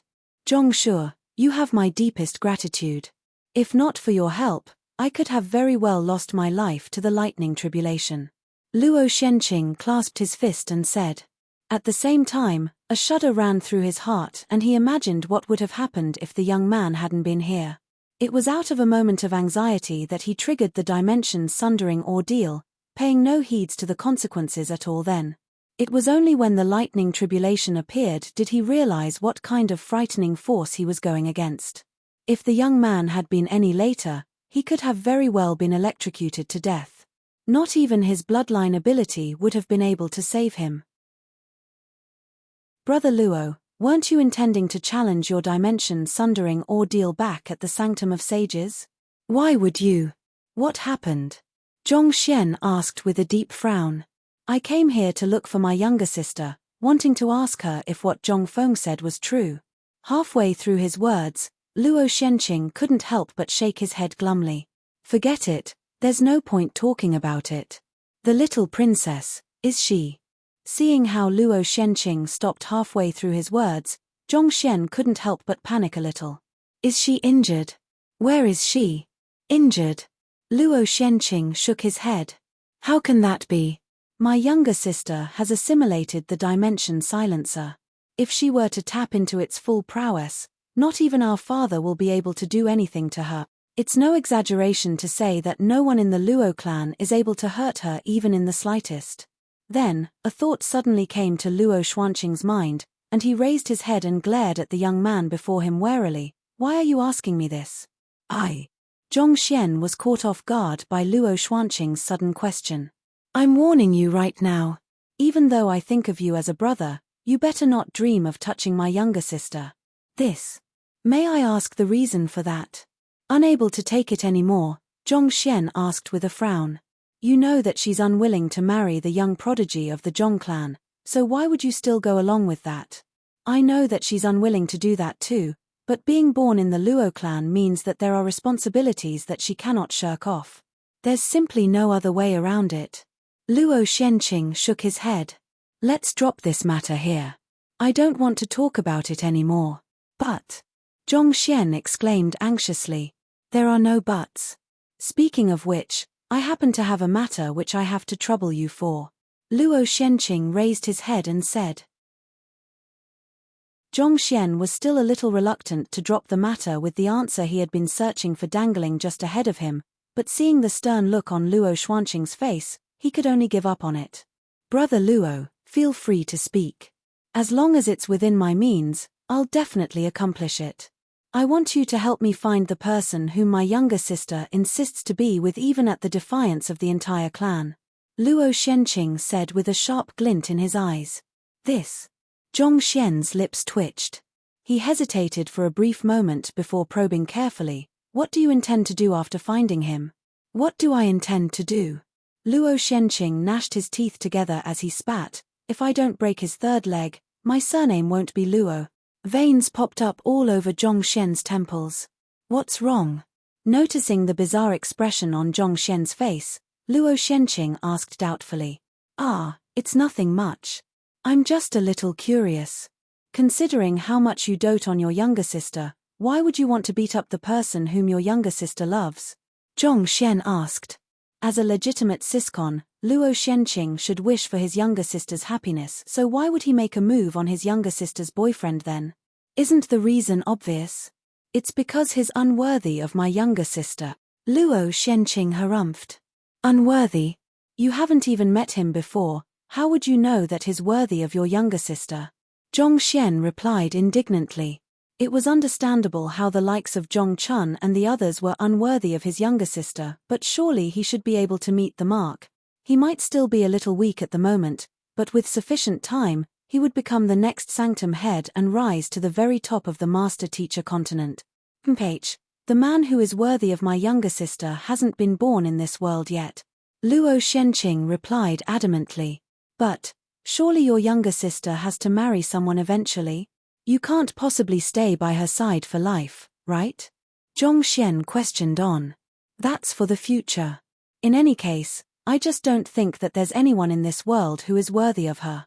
Not to mention, according to what I heard, the person whom she likes isn't too strong either. Luo Shenqing said. Isn't too strong? Zhong Xian's heart skipped a beat as he asked carefully, did she say who the person she likes is? Of course she did.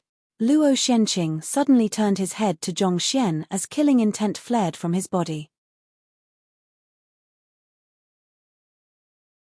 Chapter 1380. Only the blind would be interested in you, she said it.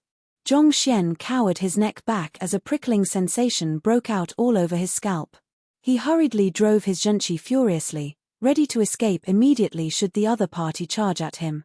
This future brother-in-law of his could be rather unreasonable at times, and Zhong Xian had no intention of getting pummeled for no good reason either. Naturally, the wisest course of action was to flee first and return to communicate only after the latter had calmed down. Indeed. Luo Shenqing waved his hand in irritation. Seeing that Luo Shenqing didn't make a move on him, Zhong Xian hesitated for a brief moment before asking warily, then, who is he? I don't exactly know who it is, but it's a person that she met in the period that she left home. According to her, he's a master teacher who has a heart vast enough to embrace the entire world, never hesitating to help those who are in need. Despite his low cultivation, his character is nothing short of perfection. On top of that, his mastery in pill forging is unrivaled in the world, unprecedented even in history. The more he spoke, the more furious Luo Shenqing became. In the end, he swung his sleeves backward angrily as he exclaimed, but she refused to reveal his name. So, I have no idea who he is either. She didn't reveal his name? Zhong Xian heaved a sigh of relief. At the same time, he couldn't help but feel deeply touched inside. He would have never thought that he would appear to be so perfect in Luo Ruoxin's heart. As expected of his soulmate, she was able to discover the goodness in him. Harboring such thoughts in mind, Zhong Xian turned to look at Luo Shenqing once more and said, since the little princess has described that person to be so perfect, what else do you have to worry about? It was incomprehensible to him why this future brother-in-law would reject such a perfect man. It would be impossible to find another person as outstanding as that out there in the world. If Luo Shenqing was going to reject such a guy, just who in the world could catch his eye then? Perfect. Me. The more she says such words, the more apparent that she has been scammed by that fellow.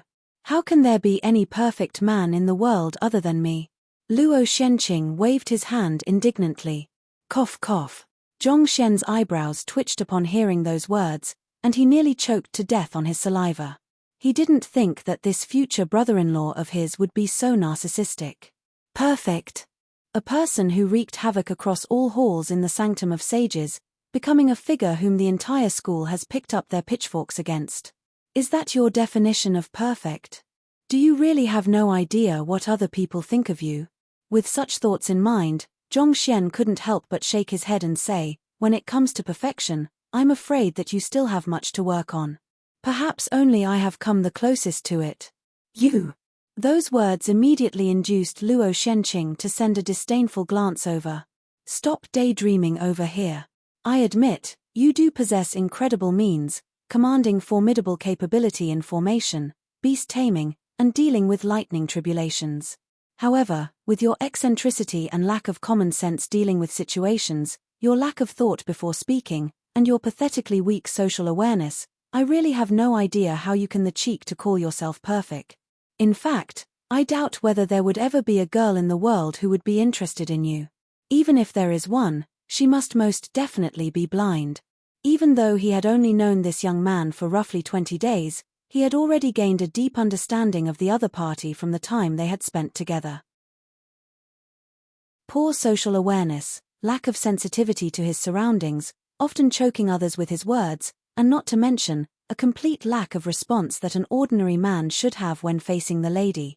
This had led Luo Shenqing to deeply suspect if the young man had some kind of weird interests. If anyone could fall in love with such a person, she must be blind. You. Black lines streaked across Zhongxian's face. Speak for yourself. Aren't you very much single? Given your hot-tempered personality, it would take a miracle for any girl to be interested in you. I only speak to you politely out of respect for you as my future brother-in-law, but how can you say that there's no one in the world who would like me and even claim that your own younger sister is blind? The one who is blind is you. The same bloodline, the same clan, and the same parents. How could there be such a huge difference between the both of them? It is no wonder why you are still single despite already treading into your 30s. You. Bullshit. It's not that I can't find a girlfriend but that those who get close to me are usually due to my identity as the young master of the Luo clan. Luo Shenqing bellowed with eyes bulging in agitation. Stop finding excuses for yourself. There's just no one who is interested in you as a person, that's all there is to it. Zhongxian harumphed. You. So furious that his lips were quivering non-stop, Luo Shenqing was on the verge of erupting. Just like that, the two men glared at one another angrily with a fiery inferno blazing in their eyes, seemingly wanting to tear the other party apart. Some time later, Zhongxian waved his hands and harumphed coldly, to tell you the truth, I have a girlfriend, and my girlfriend loves me a lot. Ha ha. Luo Shenqing. What I'm saying is true. My girlfriend is really pretty, and she's strong at that. Zhongxian continued. Ha ha. Luo Shenqing. Are you doubting me? Just think about it, how can someone as outstanding as me possibly not have a girlfriend? Black lines were starting to emerge on Zhongxian's forehead. Ha ha. Luo Shenqing. Zhongxian. A while later. To tell you the truth, I have a girlfriend too. Luo Shenqing said. Ha ha. Zhongxian. She's extremely pretty, and she possesses great strength on top of that. Luo Shenqing said. Ha ha. Zhongxian. You. Luo Shenqing gritted his teeth furiously. Just like that, the duo glared at one another furiously once more. The standstill continued for quite a while before Luo Shenqing finally waved his hand and said, I won't waste my breath with you anymore. Anyway, help me look into the person whom my younger sister likes. This was the matter which he wanted to entrust to Zhongxian. You want me to help you look into the matter? Zhongxian frowned. As the young master of the Luo clan, you possess a much wider information network than I do. Why would you want to go through me instead? Even though Luo Shenqing appeared to be extremely reckless, often acting without much thought, through the matter with the Netherworld Azure Dragon Beast, Zhongxian knew that that was only how he appeared on the exterior. In truth, he was a rather meticulous person on the inside. I have already promised my younger sister not to investigate that man. However, it can't really be helped if you were to investigate the matter and unwittingly speak of it before me, And I accidentally overhear that man's background, right? Luo Shenqing said. It was not that he didn't want to look into this matter himself, but that his younger sister had pleaded with him not to disturb the man whom she loved. He was unwilling to accept her request initially, but looking into her sorrowful eyes, he still eventually succumbed to her request. But still, he couldn't let this matter go just like that. If he were to go through another person instead, that wouldn't be considered as breaking his promise, right? Zhong Xian fell into deep contemplation. Most likely, Ruoxin knew that it would be impossible for him to stand against Luo Shenqing and the entire Luo clan with his current strength, so she chose to keep his identity hidden so as to prevent him from being harassed and hurt. Zhong Xian sighed deeply. He felt like he really owed the other party far too much. All right, I'll help you find the other party. However, do you have any clues? Zhong Xian hesitated for a moment before nodding. By agreeing to the other party, he would be able to forge a long-term connection with Luo Shenqing, possibly allowing him to inquire into Luo Ruoxin's current situation at any moment. At the same time, he would also be able to control the flow of information that got to Luo Shenqing, thus placing him in a safer position. The clues are as I have told you before. The person she likes is a master teacher, and it seems like he's of good personality and his looks are fairly decent too. As for where she has been to during that period of time, I'm not too sure yet. I'll get to you if I manage to hear anything about that. Luo Shenqing paused for a moment before saying. His younger sister had concealed herself so well that there was completely no news about her during the period of time she left home. As such, not even he was aware of her whereabouts then. Perhaps, there might someone in the clan who was aware of the matter, but he would have to ask around. All right. I'll be waiting for your news then. Seeing that Luo Shenqing didn't know much about the matter, Zhong Xian heaved a sigh of relief. This meant that there was still some time for him to bring up his cultivation before his relationship with Ruoxin got out. He wasn't ready to appear before the Luo clan as Ruoxin's boyfriend yet. At the very least, he would have to clear the 8-star master teacher examination and officially become the sanctum head before then. Only then would he be qualified to stand beside Luo Ruoxin and stand against the will of the two sage clans. I have just achieved a breakthrough, so I need some time to reinforce my cultivation. Here is the pinnacle spirit stone I have promised you a while back. Luo Shenqing flicked his hand and passed a jade container over. It seemed like he had met his clan members earlier and received the pinnacle spirit stone from them. Thank you. As this was what they had agreed on earlier, Zhong Xian didn't hesitate to take it. As soon as he placed his hand on the jade container, he immediately felt a pure surge of spiritual energy flowing into his meridians, and the heaven's path Zhenqi in his body began to tremble in excitement. As expected of a pinnacle spirit stone, it could induce such a reaction in him even without opening the jade container. There was truly a vast difference between it and concentrated high-tier spirit stones. I'll find you after reinforcing my cultivation. After saying those words, Luo Shenqing activated a formation plate before sitting down to cultivate. Since he had survived his lightning tribulation, it meant that he had already successfully achieved a breakthrough to Dimension Sundering Realm. Yuan, seeing that Luo Shenqing had already made preparation measures, Zhong Xian decisively left the area and returned in the direction where he came from. Returning back to his living quarters, he was just about to use his pinnacle spirit stones to replenish his zhenqi when he saw Sun Qiong rushing over. Young master, someone has been waiting for you here for quite a few days. Waiting for me? Zhong Xian frowned. He had been too busy ever since he enrolled into the Sanctum of Sages such that he hadn't even returned to his residence for quite some day already, let alone getting to know others here.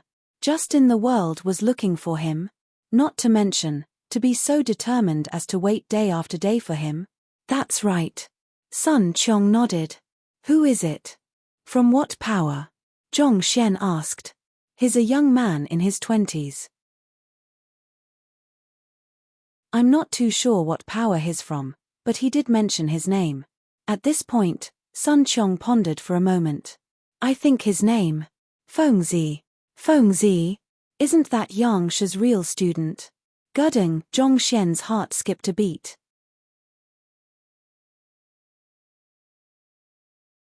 Chapter 1381 Crossing Hands with Feng Zi. Feng Zi was the top ranker of the Mountain Gate examination, outdoing even Zhong Yu of the Zhong clan. Zhong Xian had met him once during the gathering of their elite division class prior to being abruptly taken away by Luo Shenqing. Previously, he had only known Feng Zi to be the direct disciple of a grand elder from the master-teacher pavilion headquarters, but during the journey to obtain the Dongshu gourd, he learned from Yuan Xiao and the others that he was actually the Real Yang Shen's direct disciple. In other words, the real counterpart to the fake persona he had come up with. And for the other party to have waited for him here for several days. It couldn't be that the other party had found out about him faking his identity and came over here to apprehend him? Did he mention the reason why he's looking for me? Zhong Xian asked anxiously. It would still be fine if it was just Feng Zi, but if Yang Xian were to find out as well, he would have no choice but to flee. As the most enigmatic and strongest Grand Elder of the Master-Teacher Pavilion headquarters, there was little doubt that Yang Xian had already achieved a level far beyond Saint Nine Dan. There was no way he would be able to stand against a figure like that. Well, he didn't say anything at all, but is oddly patient. Despite being well aware that you aren't around, he still refuses to leave, insistently waiting here for a few days straight. Sun Qiong said with a deep frown. That's clearly an attempt to corner me. Zhong Xian's lips twitched upon hearing those words. There had been completely no interaction between him and Feng Zi in the past, so other than the matter of him being Yang Xian's direct disciple, he couldn't think of another reason why the latter would willingly wait here for a few days straight. Right, Zhong Jiuxiao is here as well. Just like Feng Zi, he has been here waiting for you for quite a few days now too. Sun Qiong suddenly recalled another matter and said, Jiuxiao? What's he doing here? Is he acquainted with Feng Zi? Zhong Xian was slightly taken aback. Considering how Zhong Jiuxiao was a student of the ordinary division, barely meeting the mark to qualify as a student of the Sanctum of Sages, it didn't seem too likely for him to be acquainted with the number one expert of their elite division class. Young master, are you intending to meet them? Otherwise, I can just relay a message to them that you are currently in seclusion. Noticing a hint of dilemma on Zhong Xian's forehead, Sun Qiong proposed. It's fine. I'll meet them. Zhong Xian replied. What that would come would eventually come. There was no point evading the matter. He might as well meet the other party to see what the other party was intending to do. Besides, considering how the Shrine of Seers and Spirit Awakener Hall were reduced to rubble, the other party should have already received the news of his return by now. There was no way he could continue hiding from the other party anymore. Having made up his mind, he didn't hesitate to make his way over to the main hall of his residence. Walking in, he saw two young men seated patiently on the guest seats. One of them stood up in agitation upon seeing him and exclaimed, Zhongshe, you are finally back. You sure have kept up waiting for long. I believe you should be familiar with Senior Feng over here too.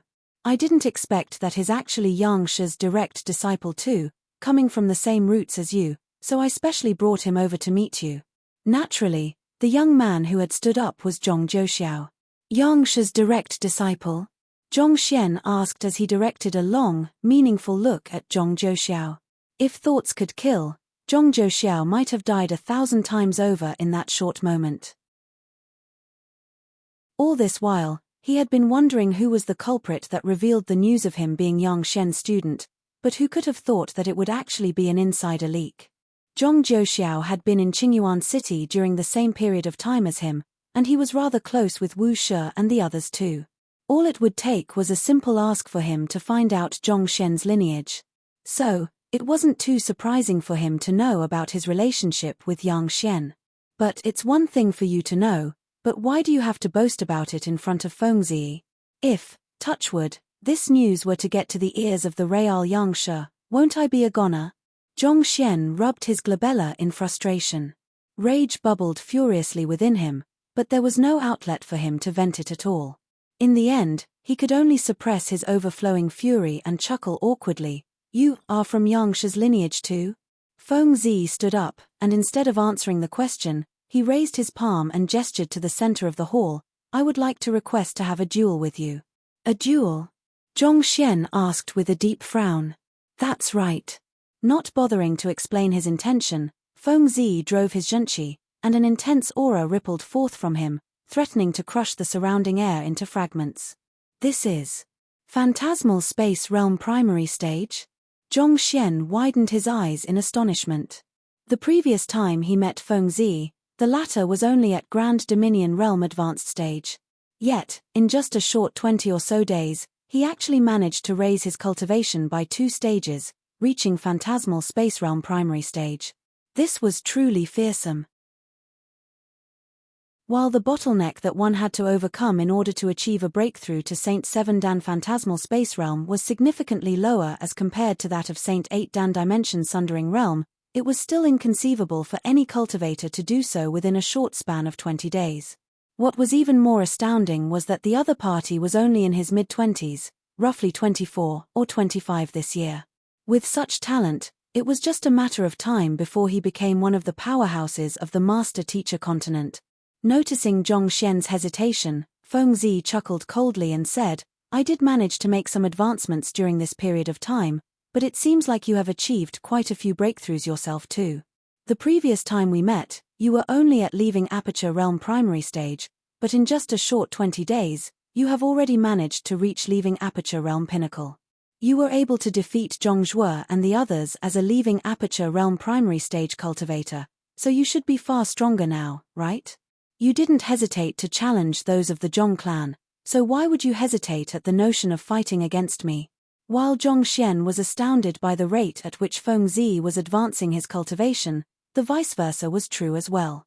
Feng Zi remembered that Zhongxian was only at Primordial Spirit Realm Pinnacle when he challenged the Mountain Gate examination, but in less than a month, his cultivation had actually risen by an entire realm, reaching leaving Aperture Realm Pinnacle. This rate of cultivation was one which even he would pale far in comparison against.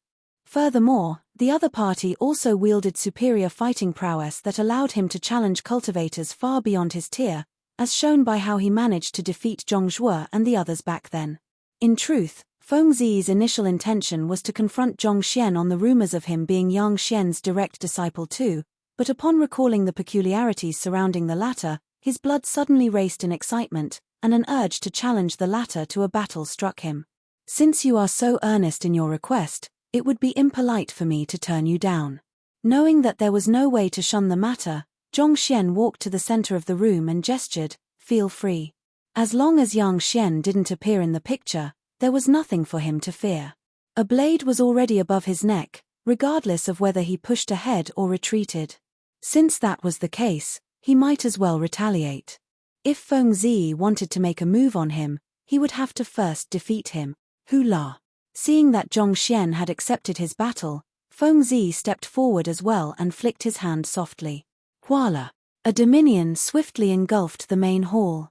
Any spiritual perception that attempted to perceive within the barrier would abruptly vanish, as if falling into another dimension. At the same time, Feng Zi also pushed his palm downward, and an oppressive might froze the surrounding space, leaving one feeling as if one was standing in the midst of a vacuum, making even breathing nigh impossible. His indeed rather strong. Zhongxian narrowed his eyes. Even though Feng Zi was only at Phantasmal Space Realm Primary Stage, the strength he had displayed so far was already on par with the Phantasmal Space Advanced Stage by Hongyin.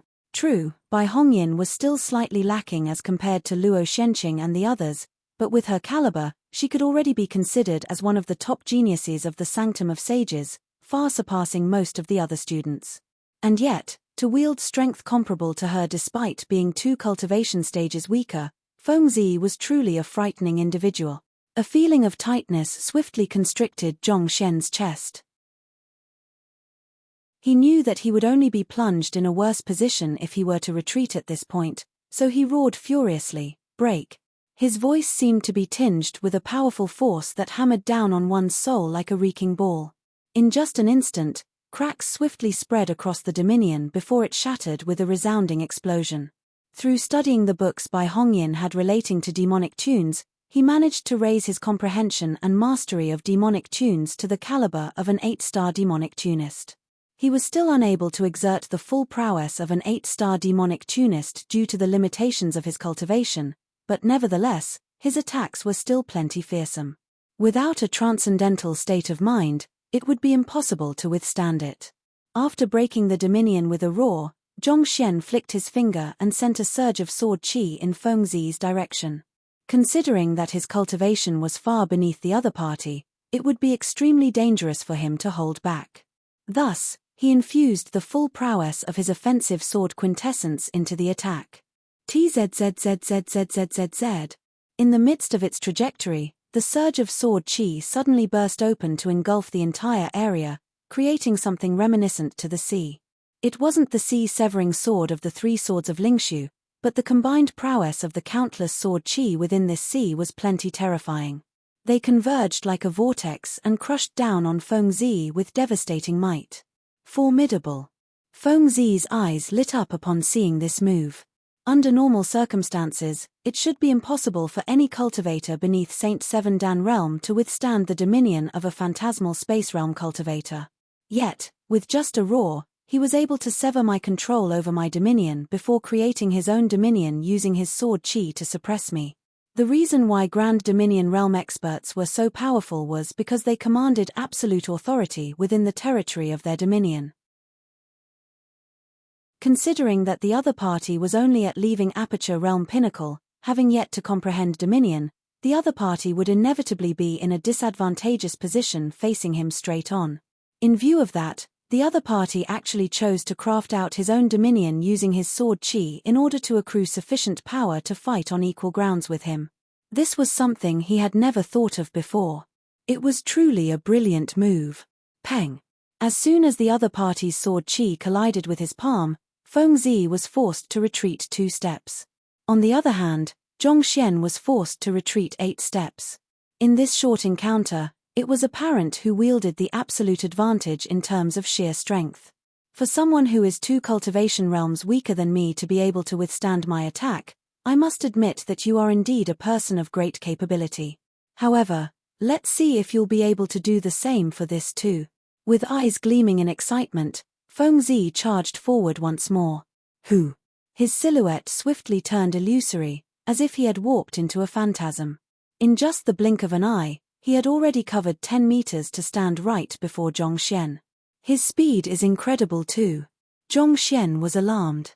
In terms of instantaneous burst speed, the other party was actually no slower than his Heaven's Path movement art.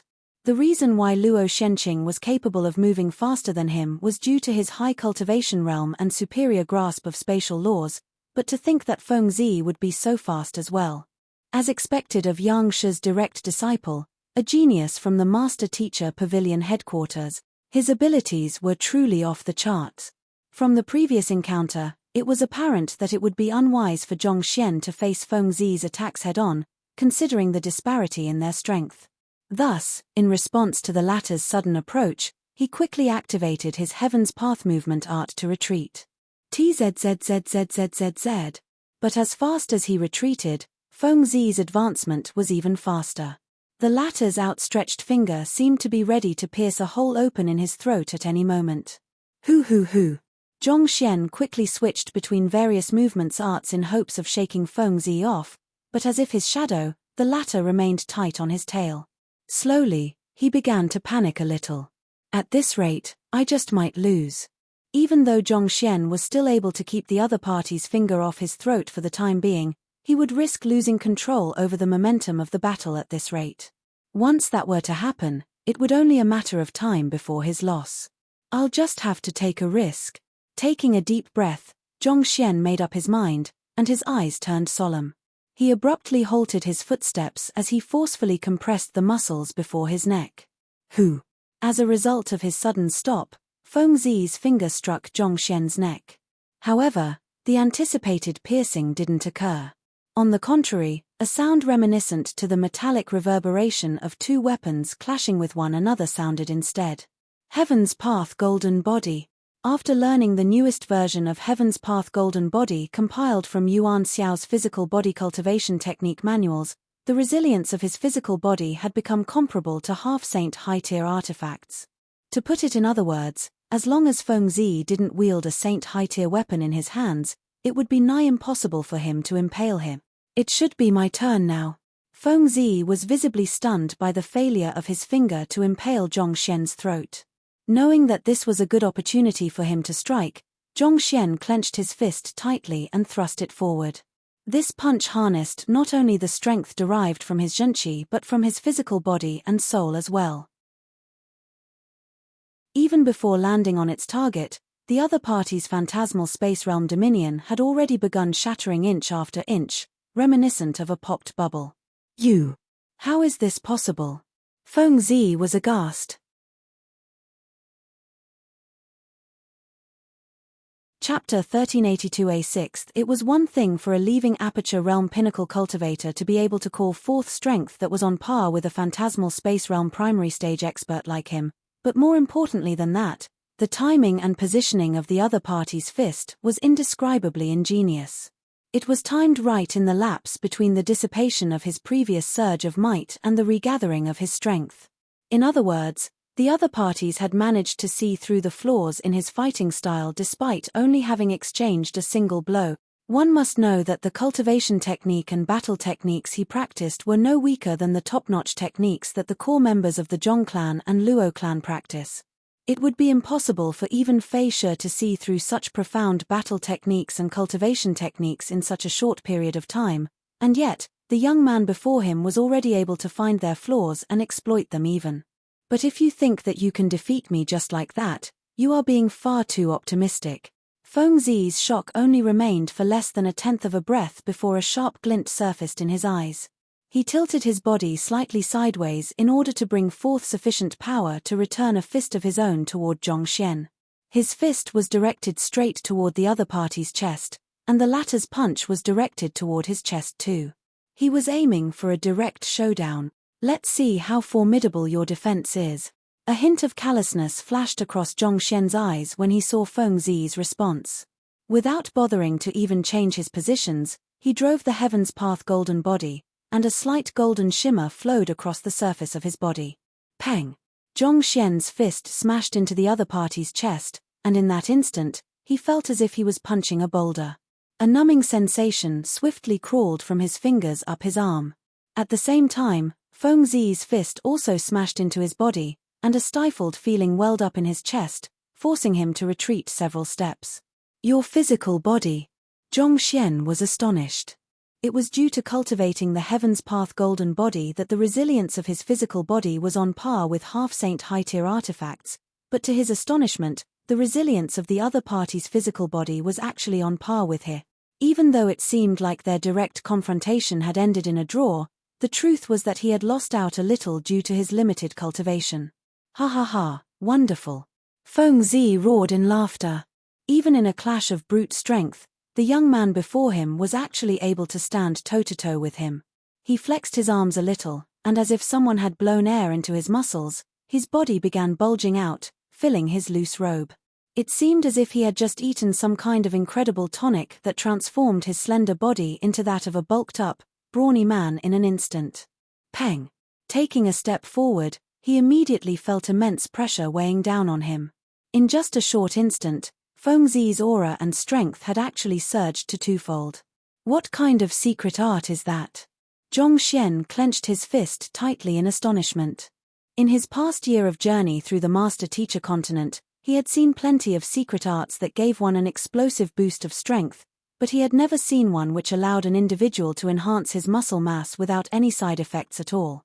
However, he knew that he didn't have the luxury of allowing his thoughts to wander in this moment either.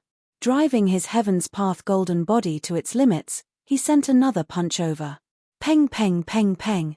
In just the blink of an eye, the two of them had already traded more than 10 blows. A deafening gale raged within the hall, threatening to tear the entire building down. At this point, Sun Qiong and Zhong Zhouxiao had already backed out of the hall. Nevertheless, even the lingering air current that escaped from the hall was sufficient to leave them with a stinging sensation all over their body, as if a fearsome inferno was blazing on them. It wasn't too long ago that my strength was still on par with Zhongshe. But in just a few months, such a huge gap has been pulled between us. Zhong Zhouxiao was shocked. He could still clearly remember the days back in Qingyuan City when they were still an equal match for one another, and there was hardly any disparity in their strength at all. It was in remembrance of those days that he worked exceptionally hard during this period of time, hoping that he would be able to catch up with the other party. Yet, who could have thought that despite all the effort he had put in, the gap between the both of them only grew larger. With the other party's current strength, even a punch from afar was sufficient to smash him into a lump of meat. The difference between the both of them was already immeasurable at this point. Hula. At this point, Fengzi suddenly flicked his wrist and drew a sword. He slashed it lightly in the air, and the air in the room seemed to flow naturally along with the movements of his sword. Why don't we move on to a weaponry battle instead? Sure, why not? Zhong Xian casually tapped his finger forward, and in the next moment, more than 100 swords suddenly materialized floating around him. What are you doing? Fengzi narrowed his eyes in astonishment, and before he could finish his words, what that could only be described as an entire sea of sword chi suddenly crushed down on him. Peng! Peng! He was immediately sent flying by the immense force, and his back crashed right through a wall of the residence. An instant later, the wall was reduced into dust under the furious assault of the sword chi too. Fengzi flew back for roughly 700 to 800 meters before the force pushing him back finally alleviated enough for him to regain his balance. At this point, his face was completely pale, and his hands were shaking non-stop. The web in between his thumb and forefinger felt as if it would tear apart at any moment. He had to take quite a few huge mouthfuls of air before he finally managed to catch a breather and calm down his billowing zhenqi. He turned his gaze toward Zhong Xian with a look of disbelief and said, just what kind of move is that? He was a Saint 7 Dan Phantasmal Space Realm primary stage expert, whereas the other party was merely a Saint 5 Dan Pinnacle expert. Yet, despite their vast disparity in cultivation, the other party was still able to render him helpless with just this single move. Just what technique was it for it to be so formidable? It's the old sword maestro's sea-severing sword. Zhong Xian replied calmly. There was no reason for him to hide this matter. Considering how famous the old sword maestro was, as long as Fengzi were to do some digging up, he should be able to uncover this easily. Impossible! Fengzi immediately exclaimed. Putting aside sea-severing sword, not even the Heaven Desecration sword wields that much strength. The Master Teacher Pavilion headquarters possessed a vast collection of battle techniques manuals from all over the continent. While the old sword maestro's 3 swords of Lingshu wasn't passed down, there was still some brief information regarding it in the library. Through analyzing the old sword maestro's history and sword style, it wasn't too difficult for those who had comprehended an offensive-type sword quintessence to make a rough deduction of the prowess of the 3 swords of Lingshu. Putting aside sea-severing sword, not even the strongest sword move of the 3 swords of Lingshu, Heaven Desecration sword, was able to command such explosive power. It's true that the old sword maestro's original sword art didn't wield such power. However, I did some modification to it. Zhong Xian explained. To be fair, the old sword maestro's version of sea-severing sword wasn't weak, but without a doubt, it paled far in comparison to the current version of it he was using. The main reason why his sea-severing sword was so powerful, allowing him to even send Jian Qinsheng flying back then, was because he had managed to resolve the hulking number of flaws it was plagued with, thus forming a perfect Heaven's Path sword art. You did some modification to it. Fengzi widened his eyes in utter shock. He could believe it if it was his teacher who had modified the old sword maestro's sword art to such an extent, but the young man before him was only a leaving Aperture Realm Pinnacle cultivator. Was it really possible for him to alter the sea-severing sword to this level? Indeed.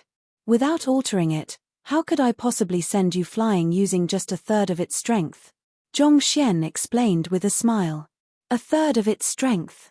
Fengzi's cheeks twitched uncontrollably upon hearing those words. He had to use his strongest means just to fend against the sword art the other party had executed earlier, but even so, he was still sent flying several hundred meters away. He thought that this was already very exaggerated, but this turned out to just be a third of its strength. Suppressing the urge to spurt blood, Fengzi turned his gaze over to Zhong Xian and said, considering the imposing might that your sword art harnesses, there's no way it could only be a third of its original strength. Considering what a close match they were earlier, to be more exact, he was even slightly in the upper hand then. How could the other party possibly be able to suppress him using just a third of his strength just after wielding a sword? Could this be psychological warfare from the other party in order to crush his confidence? This. How embarrassing. I didn't think that you would be able to see through it. Well, I am actually quite a humble person, so I thought that it wouldn't be good for me to brag too much. But since you have seen through my lie, I guess it would be rude for me to continue deceiving you. Actually, I have only used a sixth of my true strength in the earlier attack.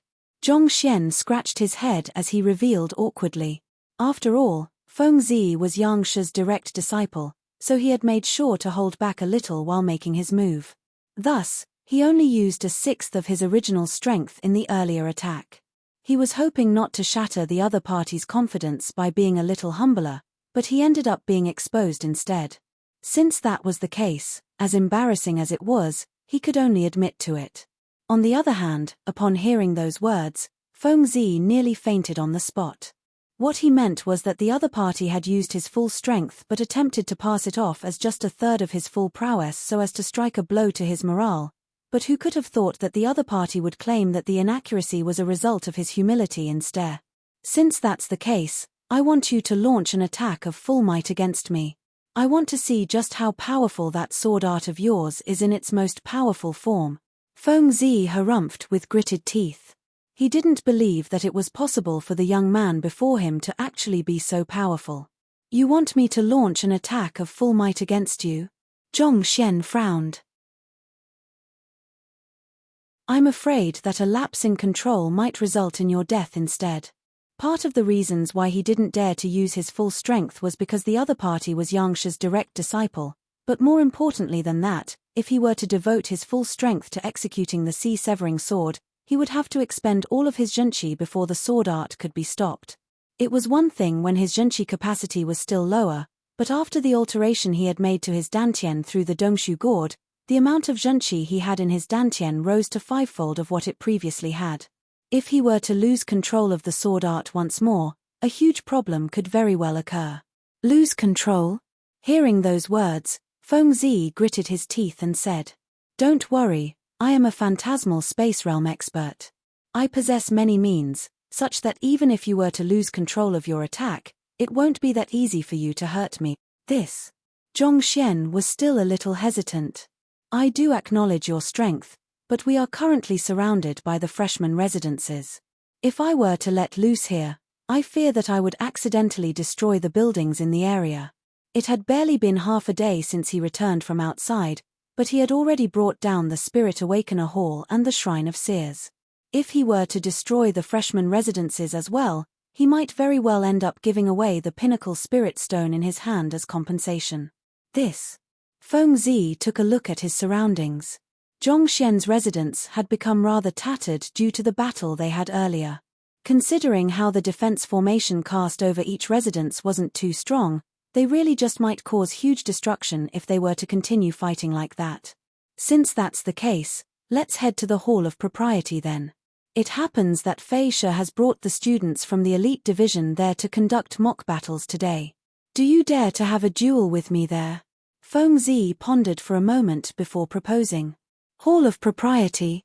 Very well then. Zhongxian nodded. The Hall of Propriety was the place where students would fight against one another. There were top-notch defensive formations there in order to minimize the destruction resulting from any battle, and there were even spectator stands and mechanisms to analyze one's stats.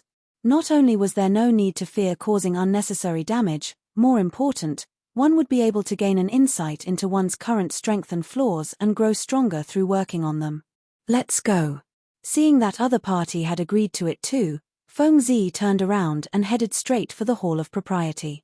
Without any hesitation, Zhongxian quickly followed along too. So far, of the 5 halls, Zhongxian had been to the Hall of Erudition, Hall of Attainment, and Hall of Solidarity, but he hadn't been to the Hall of Propriety yet. If the place was really as sturdy as the rumors put it out to be, he would be able to head there often to try out his skills.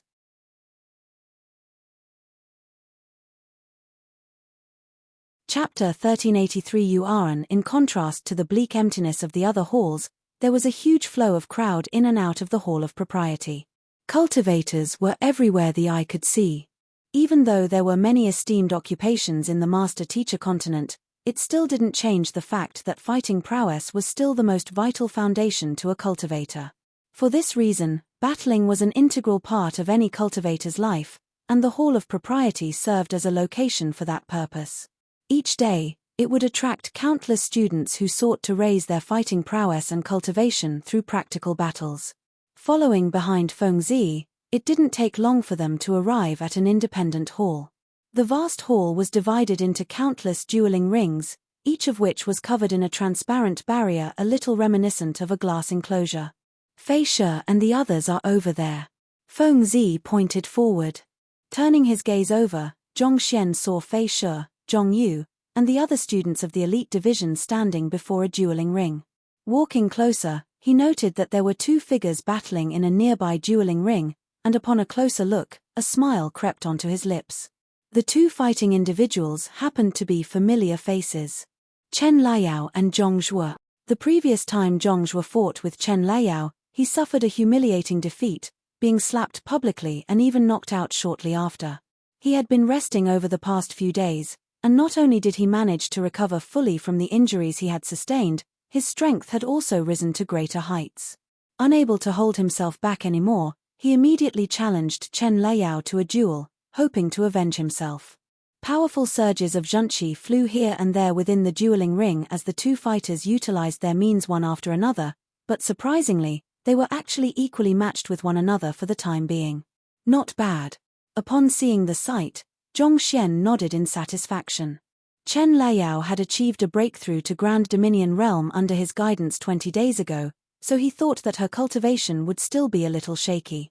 Contrary to his expectations, she had already successfully reinforced it, allowing her to stand against Zhong Zhuo on equal grounds.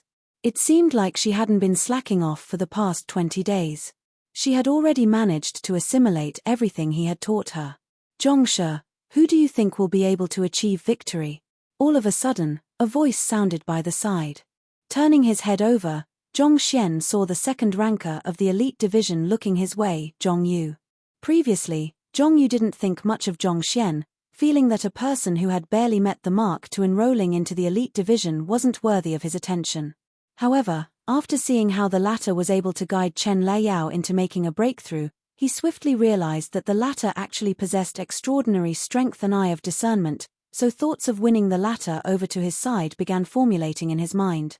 Zhong Xian was just about to answer the question when his eyebrows shot up slightly in surprise.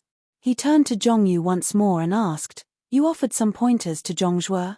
He had seen the extent of Zhong Zhuo's prowess with his eyes in the battle 20 years ago. While his cultivation was not too bad, his combat skills were still sorely lacking. It was due to that Chen Liao was able to easily defeat him under his guidance. Had he been as skilled as Fengzi instead, things would have never proceeded so smoothly then. Yet, in this very moment, Zhong Zhuo was managing to fend off most of Chen Liao's move, a huge contrast from the incompetent fighter he was before. Most likely, this matter had a lot to do with Zhong Yu. I gave him 5 minutes of my time. Zhong Yu placed his hands behind his back and said in composure. However, the glee and pride in his eyes couldn't be concealed. The young man before him managed to induce Chen Liao to achieve a breakthrough within 5 minutes and defeat Zhong Zhuo, so he decided to offer 5 minutes worth of pointers to Zhong Zhuo and have him defeat Chen Liao. His purpose was simple. He just wanted to prove that he was stronger than the young man before him, and his eye of discernment was far superior as well. It's indeed rather impressive that you can induce such improvement in Zhong Zhuo in just 5 minutes. Zhong Xian nodded. As expected of the man who was second only to Fengzi in the Mountain Gate examination. It seemed like Zhong Yu was no simple character either. The talent and eye of discernment he had shown were already on par with Zhong Chun and Zhong Feng. He only lost out to those two in terms of time and accumulation. It was no wonder why the Zhong clan was publicly recognized to be the #1 sage clan in the master-teacher continent. As much as Zhong Xian was unwilling to recognize it, there was no denying that they had many talents amongst their ranks. What do you think of the situation? Who do you think will emerge victorious? Zhong Yu glanced at Zhong Xian and asked once more. Zhong Zhuo did improve by quite a bit within this period of time, but Chen Liao hasn't been slacking off either. I'd say that since Chen Liao has won the battle 20 dates ago, she should be able to do so this time around too. Zhong Xian replied with a light chuckle.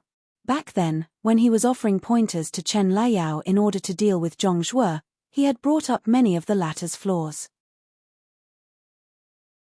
While the latter did make substantial advancement in his combat skills within this period of time, it was still impossible for him to shake off all of those bad fighting habits that had already been lodged deep into his bones within such a short period of time.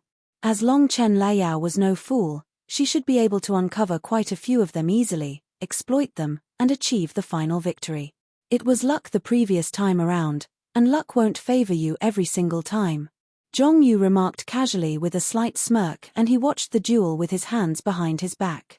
In his view, the reason why Chen Liao was able to achieve victory the last time around was because the young man before him had made a thorough investigation into Zhong Zhuo's profile, thus winning the battle of preparations. So, he made sure to look into Chen Liao carefully and offered Zhong Zhuo very specific pointers in dealing with her. With this, there was just no way on earth that Chen Liao would stand a chance against Zhong Zhuo. On the other hand, noting Zhong Yu's response, Zhong Xian shook his head. In truth, it mattered not to him whether who won or lost the duel.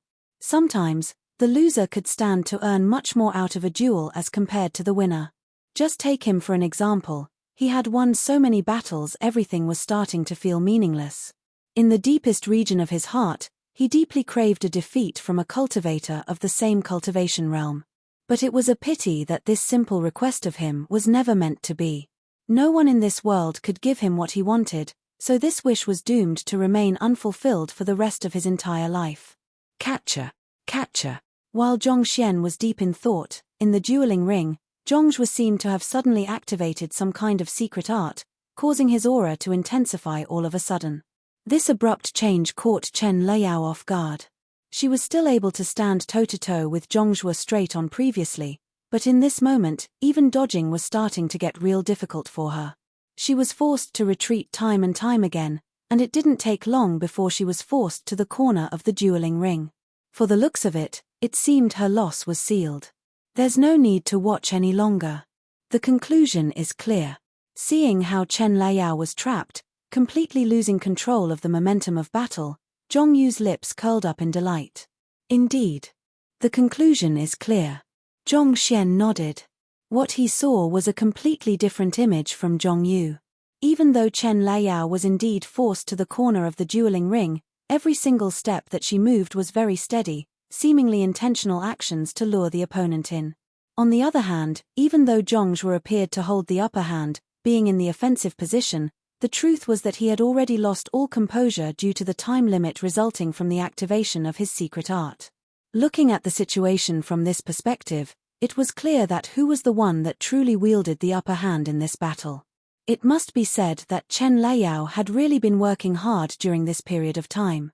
She had managed to internalize all of his teachings to heart and even achieved an even deeper level of comprehension to them. It was heartening to see that his efforts were not wasted. Just as the conclusion of the duel was just around the corner, a voice suddenly sounded, "Zhongshe, there's no need to worry about causing any accidental damage here. This way please." Feng Zi had already gotten up to another dueling ring with a sword in his hand, and he was looking at Zhong Xian with fighting will burning in his eyes. Feng Zi wants to challenge Zhong Xian? But Zhong Shi is ranked at the very bottom of the elite division. Even though he possesses an exceptional eye of discernment and outstanding ability to guide others, his cultivation is only at leaving aperture realm. There's no way he could be a match for Feng Zi. Isn't Feng Zi going a little too far by challenging him? Indeed. What's going on? A huge commotion broke out amidst the crowd. Without a doubt, Feng Zi was the most prominent figure in their batch, and most viewed him as their goal. They hoped that they would be able to surpass him one day, but naturally, they also understood how slim the possibility was. Considering how powerful Feng Zi was, if he was going to challenge anyone, it should be Zhong Yu or the others who were ranked in the top few in the Mountain Gate examination. Why was he challenging the last person in the elite division instead? Even if he won the battle, his victory would only be frowned upon by others. After all, what kind of glory could one earn from defeating the weak? Brother Feng, I can be your opponent instead if you need a sparring partner. Zhong Yu stepped forward and said with a frown. However, Feng Zi simply waved his hands and said, "You aren't a match for me." Those words immediately caused Zhong Yu's eyes to turn cold. He leaped onto the dueling ring and harumphed frostily, "How would you know without a fight?" In the first place, he was already displeased at being outdone by Feng Zi back at the Mountain Gate examination. He was willing to concede that Feng Zi was a formidable adversary, but he couldn't accept being told by the latter to his face that he wasn't a match for him. "Instead of challenging me, the second ranker of the Mountain Gate examination, you chose to challenge the 50th place candidate instead. Since you dare to snub me, I'll just have to show you what I'm worth then." Hong Long. While Zhong Yu was still in the midst of his leap toward the dueling ring, he had already gathered strength in his palm and forcefully pushed it down upon the figure who stood at the middle of the dueling ring beneath him. He was afraid that Feng Zi would reject his battle, so he used the most powerful capability he had at his disposal right from the start, not holding back at all. Not bad. Zhong Xian nodded upon seeing the might of Zhong Yu's move. It seemed not Feng Zi wasn't the only one who had grown substantially during his absence. Clearly, Zhong Yu hadn't been slacking off either. He had already reached Grand Dominion Realm Pinnacle, just a step away from reaching Phantasmal Space Realm. As expected of the most talented genius of the Zhong clan in this intake. Regardless of which aspect one assessed him from, he was indubitably a formidable figure. Like I have said, you aren't a match for me. Standing in the face of Zhong Yu's attack, Feng Zi didn't even lift his eyelid. Instead, he tilted his body and thrust his palm up in a leisurely motion. "Stop being so full of yourself. You might be a talented individual, but I'm also a 1-in-a-million genius as well. You never know who will be the one standing at the very end of this battle." Hearing the haughty words coming out of Feng Zi's mouth, Zhong Yu felt so furious that it almost seemed as if he would erupt like a volcano. As he roared furiously, he drove the zhongqi in his body to its limits and channeled it all toward his palm, as if he wouldn't be content unless he reduced the entire dueling ring into dust. However, before this surge of strength could even strike Feng Zi, Zhong Yu suddenly felt the might of the other party's palm piercing right through his attack and striking his chest squarely. Peng! With a look of disbelief on his face, Zhong Yu was sent flying into the sky before being planted into the ground not too far away. In the view of others, he was sent flying as if he was a mere pesky fly before he could even leap onto the dueling ring. There was probably no better way to highlight the huge disparity in strength between the both of them. A 1-in-a-million genius. Feng Zi shook his head with a trace of mockery on his lips. He gazed down derisively at Zhong Yu as he said, "Perhaps it's about time for you to wake up from your delusions."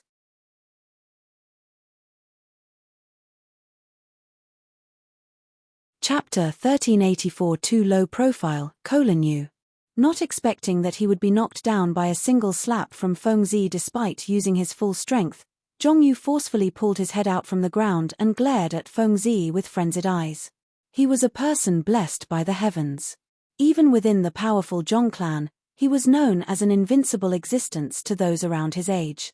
He thought that even if he wasn't a match for Feng Zi, he would at least be able to put up a good fight. Yet, who could have thought that he would be knocked down before he could even get onto the dueling ring? And most importantly of all, he was even viewed in such disdain. The sheer humiliation he felt from Feng Zi's actions left him feeling a crazed inside. But as angry as he was, he also swiftly realized that Feng Zi had managed to enter Phantasmal Space Realm a step earlier than him. It might only be a small step of difference between the two of them, but this small rift simply unbreachable. Forcing himself to calm down, several doubts began surfacing in Zhong Yu's mind. If he has already reached Phantasmal Space Realm, why does he still want to challenge Zhongshe? If Zhong Xian's strength was around their level, it could still be understandable that Feng Zi could feel threatened by his existence and wanted to challenge him in order to establish his dominance. However, with his breakthrough to Phantasmal Space Realm, the latter would be considered to have reached the higher echelons of the Sanctum of Sages, such that even some of the senior students wouldn't be a match for him at all. It simply didn't seem logical that Feng Zi would still be so caught up with a mere freshman despite his immense strength. Peng! While Zhong Yu was still in a state of confusion, a dull thud suddenly echoed, and a figure suddenly flew over in his direction and landed right beside him. It was Zhong Zhuo, whom he had thought would win without any trouble earlier. In this moment, Zhong Zhuo's face was swollen like a pig's head, an indescribably wretched sight. The ferocious aura that he commanded previously had vanished without a trace, and he was lying with a rather bizarre posture on the ground. Zhong Yu's eyebrows immediately shot up in disbelief. He hurriedly turned to the stage and saw Chen Liao walking down the dueling ring with a slightly pale face, but there was an exhilarated gleam in her eyes. She headed straight toward Zhong Xian's direction before clasping her fist and bowing deeply. Impossible. This is impossible. How can she win against Zhong Zhuo? It was understandable why he would be sent flying by Feng Zi in a single slap after all. The latter had already reached phantasmal space realm, but Zhong Zhuo wielded the absolute advantage in the earlier battle. It was irrational for it to end in such an outcome. It could be said that Zhong Zhuo's loss was even more inconceivable than his own loss. Impossible? Hearing those words, Chen Liao puffed up her chest angrily and harumphed. If I can't even defeat Zhong Zhuo after Zhong Shi's guidance, wouldn't that mean that I am regressing as time passes by? Zhong Shi's guidance isn't something that just anyone can learn. Zhong Xian was their young court chief's teacher, and it was a huge insult to compare the guidance from such an esteemed elder to that of an insignificant figure like Zhong Yu. But Zhong Yu clenched his fists tightly in indignation. It was one thing for him to lose to the phantasmal space realm Feng Zi, but to lose to a mere leaving aperture realm fellow as well. He couldn't accept this. He just couldn't accept this. This won't do. Others will eventually find out that I have offered pointers to Zhong Zhuo. What will become of my honor if I were to be found losing to someone as weak as Zhong Xian? Zhong Yu narrowed his eyes menacingly. Should I just challenge him to a battle? If I subdue him with absolute strength, I should be able to suppress with those rumors. At this moment, Feng Zi's voice suddenly sounded from the dueling ring once more.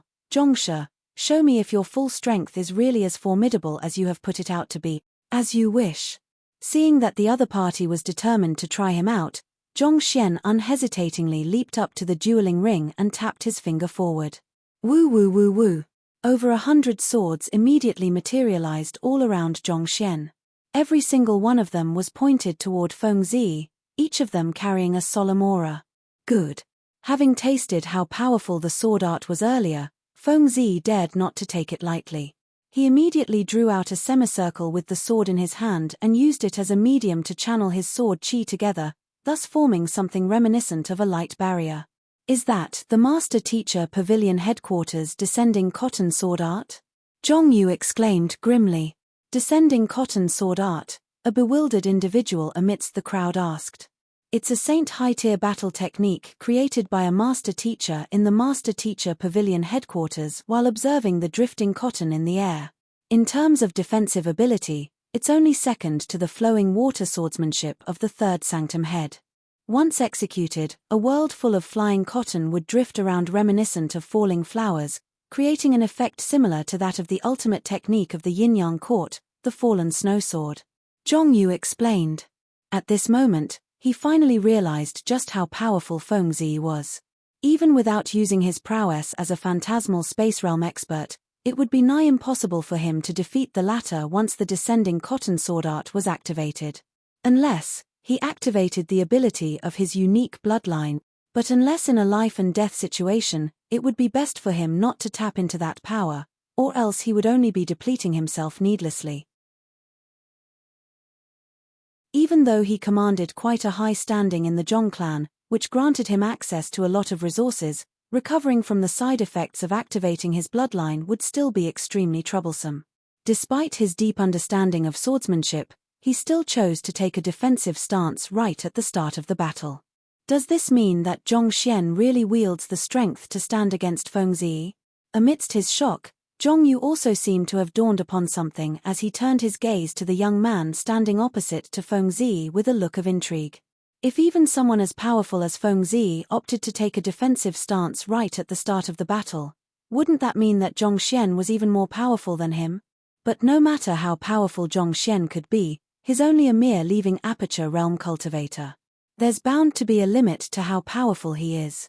Zhong Yu shook his head as he turned his gaze back to the dueling ring, not wanting to miss anything of the duel. He saw Feng Zi tapping his left hand forward, and Wang, along with a surge of zhenqi, another layer of light barrier was formed in front of him. That's the Big Dipper origin Aegis. Zhong Yu's lips twitched in disbelief. If Feng Zi's execution of the descending cotton sword art had already left him deeply bewildered, the activation of this light barrier had left him disconcerted. The Big Dipper origin Aegis was a secret art which a 9-star master teacher from the Master Teacher Pavilion headquarters came up with while observing the 7 stars of the Big Dipper. This technique was known for its impenetrable defense to those of the same cultivation realm. But to execute this technique on top of the defensive descending cotton sword art, just what in the world was Feng Zi trying to guard against? Hula. However, that wasn't the end of his shock yet. Feng Zi flicked his finger and crushed a jade token which materialized from his storage ring. Wang.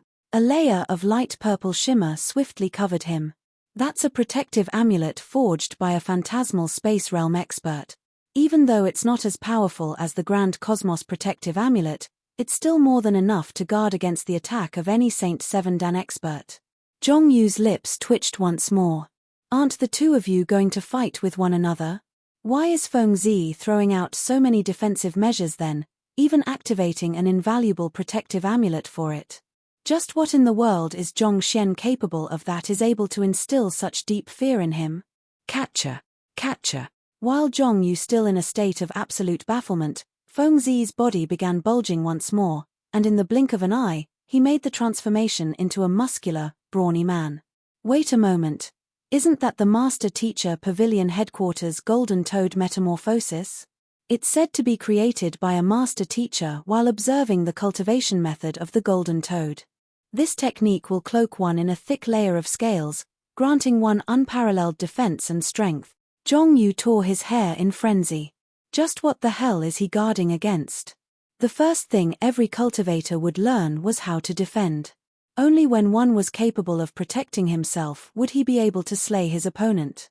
Understanding this logic, Zhong Yu often spent his time studying the various defensive techniques out there in the world, so he was extremely knowledgeable about the subject.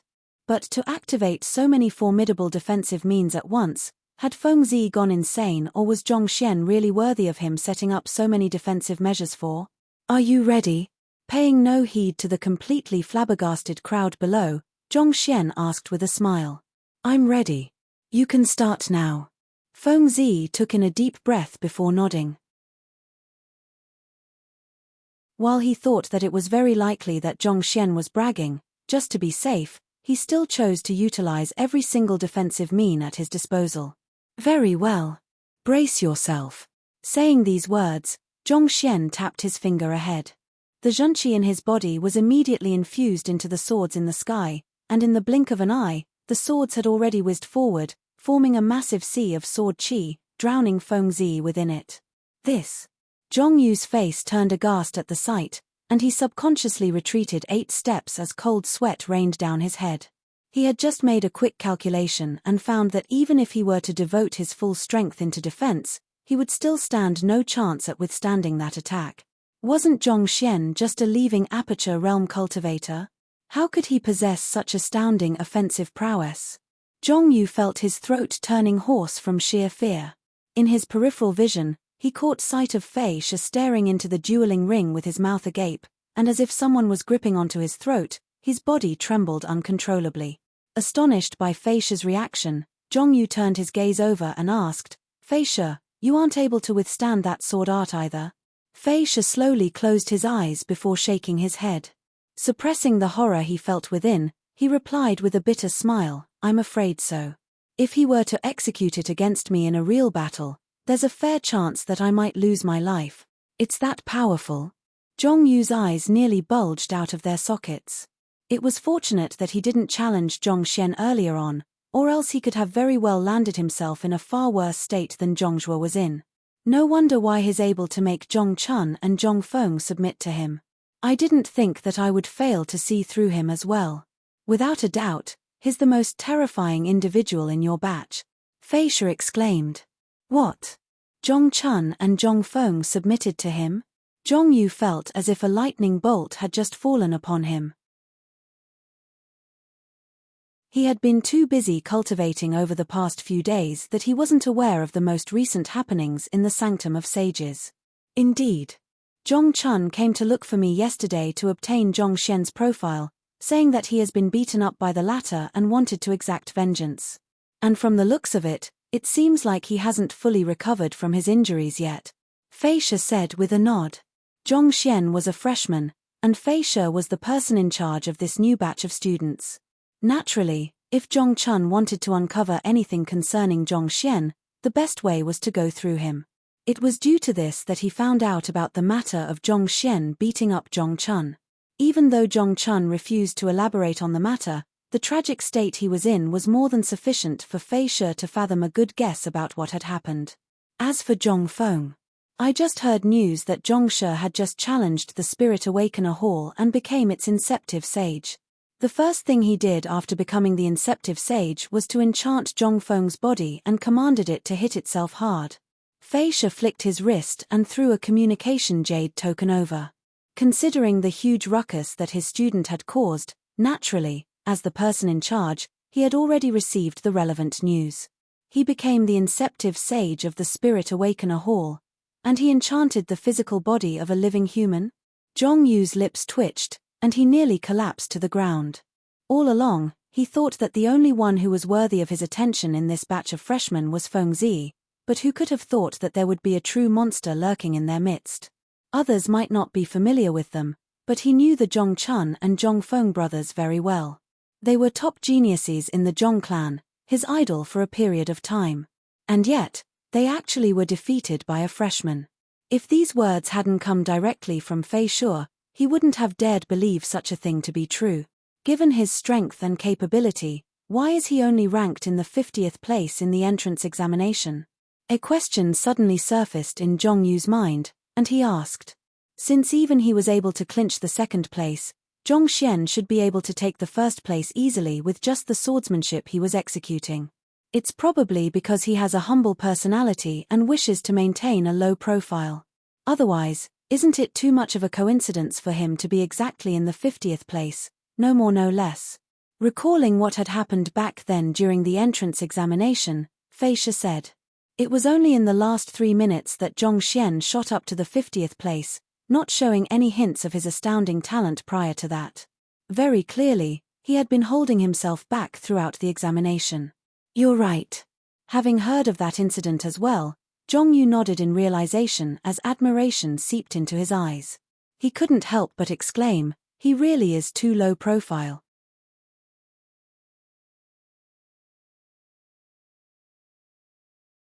Chapter 1385. Call me senior. In order to increase their chances of eventually becoming Inceptive Sages in the Sanctum of Sages, every single one of them pushed themselves to perform to the best of their abilities during the entrance examination. Just take him for example, he didn't sleep a wink for the 3 days of the examination, fearing that a moment of slack could mean a loss in opportunity for him.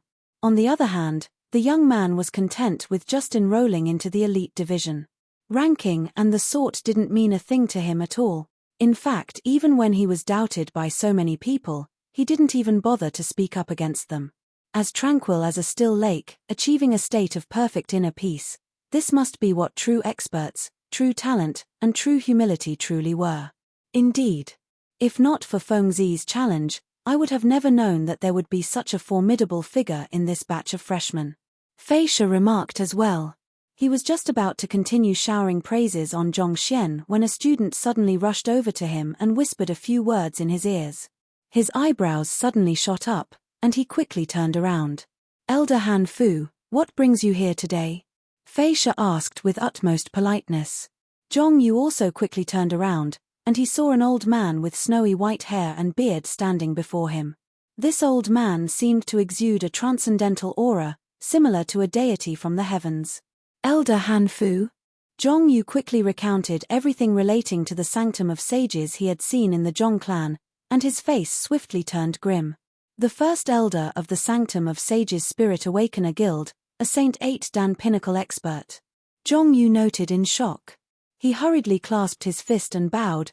Zhong clan's Zhong Yu pays respects to Elder Han. There's no need to stand on ceremony. Elder Han casually waved his hand before turning his gaze to the dueling ring anxiously. When will Zhongshe be done with his battles? May I know the reason why Elder Han is looking for Zhongshe? If it's an urgent matter, I can help you stop the duel, Fei Shi said. The other party was the strongest expert of the Sanctum of Sages Spirit Awakener Hall. Even if Zhongshe had become the Inceptive Sage, it still shouldn't warrant the other party coming down here personally to look for him. I don't know how I should speak of this. Hearing Fei Shi's question, Elder Han's face turned scarlet in embarrassment. Actually, I just want to ask him when the guardian golem he has enchanted earlier will finish its run. Due to its increasing speed, it has already knocked down the halls of 4 other guilds in the vicinity of the Spirit Awakener Hall. If it doesn't stop soon, I'm afraid that our Spirit Awakener Hall will become a public enemy in the Sanctum of Sages. Just by having the guardian golem walk 7 steps, one would have already broken the record for the Spirit Awakener Hall for the past 3,000 years. Yet, not only did the young man make the guardian golem do warm-ups, he even made it run non-stop. It had already been a few hours now, but it was still sprinting relentlessly, refusing to stop. He had tried to stop it, only to be knocked over every single time.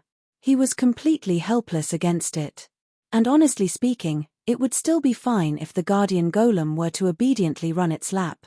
Due to the unique nature of the material used to craft the golems, it was only a matter of time before it came to a halt, but the golem just had to do frog leaps, push-ups, squats, leg raises, sprints, fast sprints, front rows, back flips, and somersaults on top of that. And that wasn't the worst of it yet. The lap it was running was growing bigger and bigger, such that it was beginning to expand its running course through the various guilds situated in vicinity to the Spirit Awakener Hall, crashing down everything that stood in the way of its run.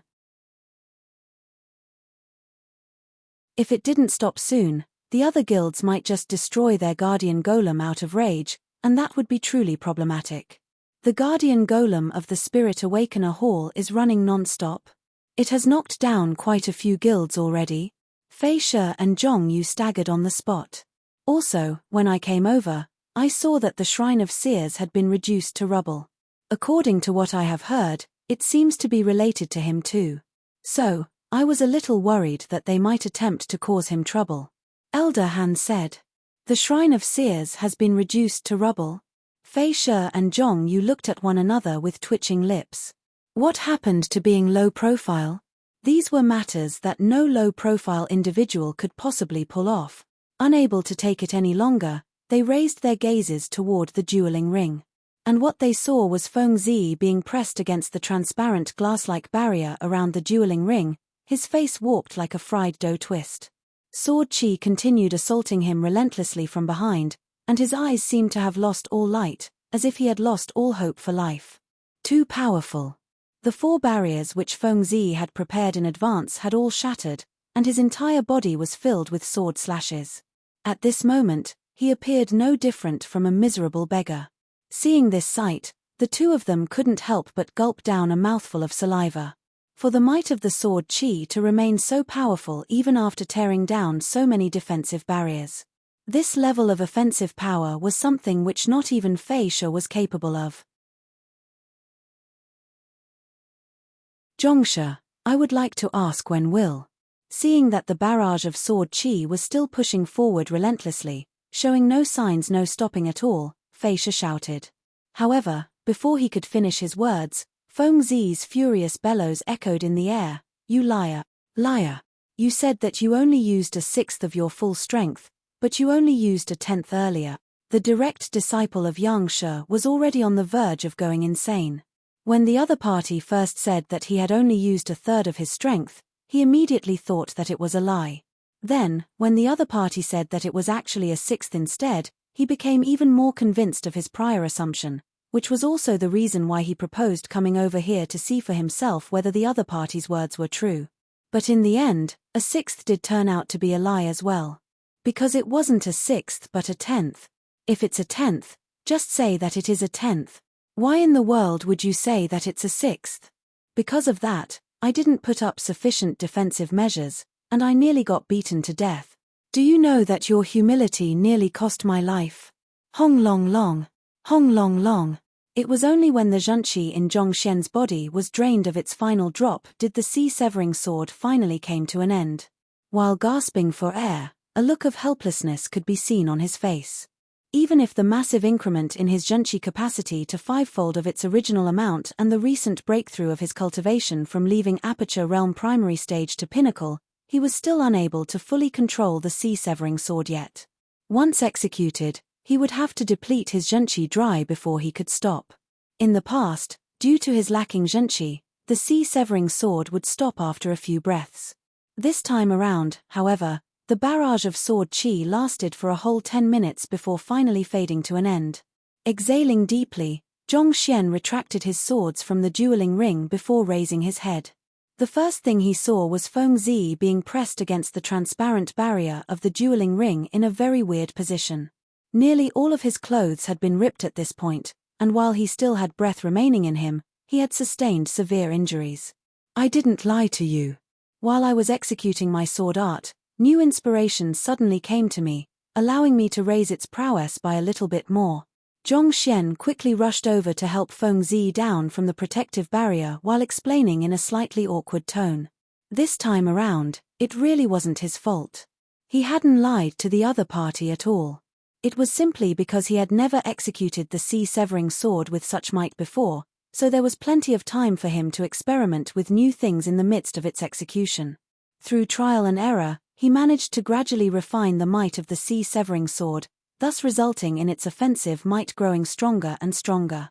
While there were already no flaws in the sea-severing sword at this point, the might of his attack was still affected by how well he could coordinate his spirit and his movements together. Naturally, the more in harmony he was with his swordplay, the stronger his swordsmanship would be. You are able to raise the might of your sword art by such a huge proportion in the midst of its execution? Feng Zi spurted blood.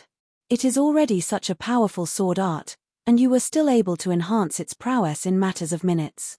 All those who called themselves sword masters would really have to lower their heads in embarrassment before you. It took a long while before Feng Zi finally recovered from his distraught state. He glared at Zhongxian furiously and said, "You are indeed formidable, but as master teachers, our core responsibility lies not in combat but teaching. So, I would like to challenge you to a duel of impartation."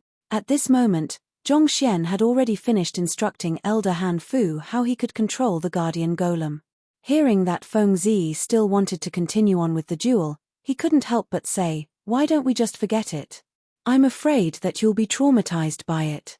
He had no idea why the other party was so insistent on challenging him, but if they were to really compete in the duel of impartation, there was really a good chance that the other party might just succumb to his mental trauma and go insane.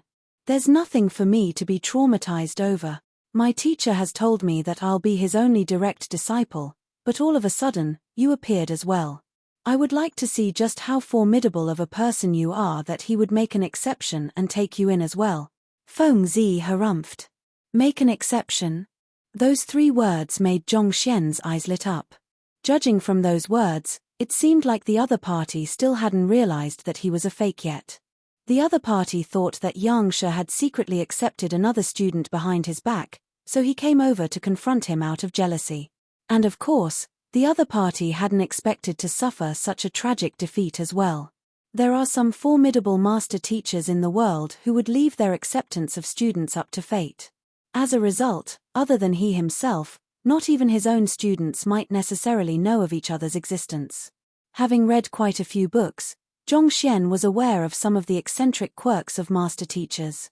Take him for example, if he were to take in another student right now, Zhao Ya, Wang Ying, Yuan Dao, and the others would definitely be unaware of the existence of their new junior.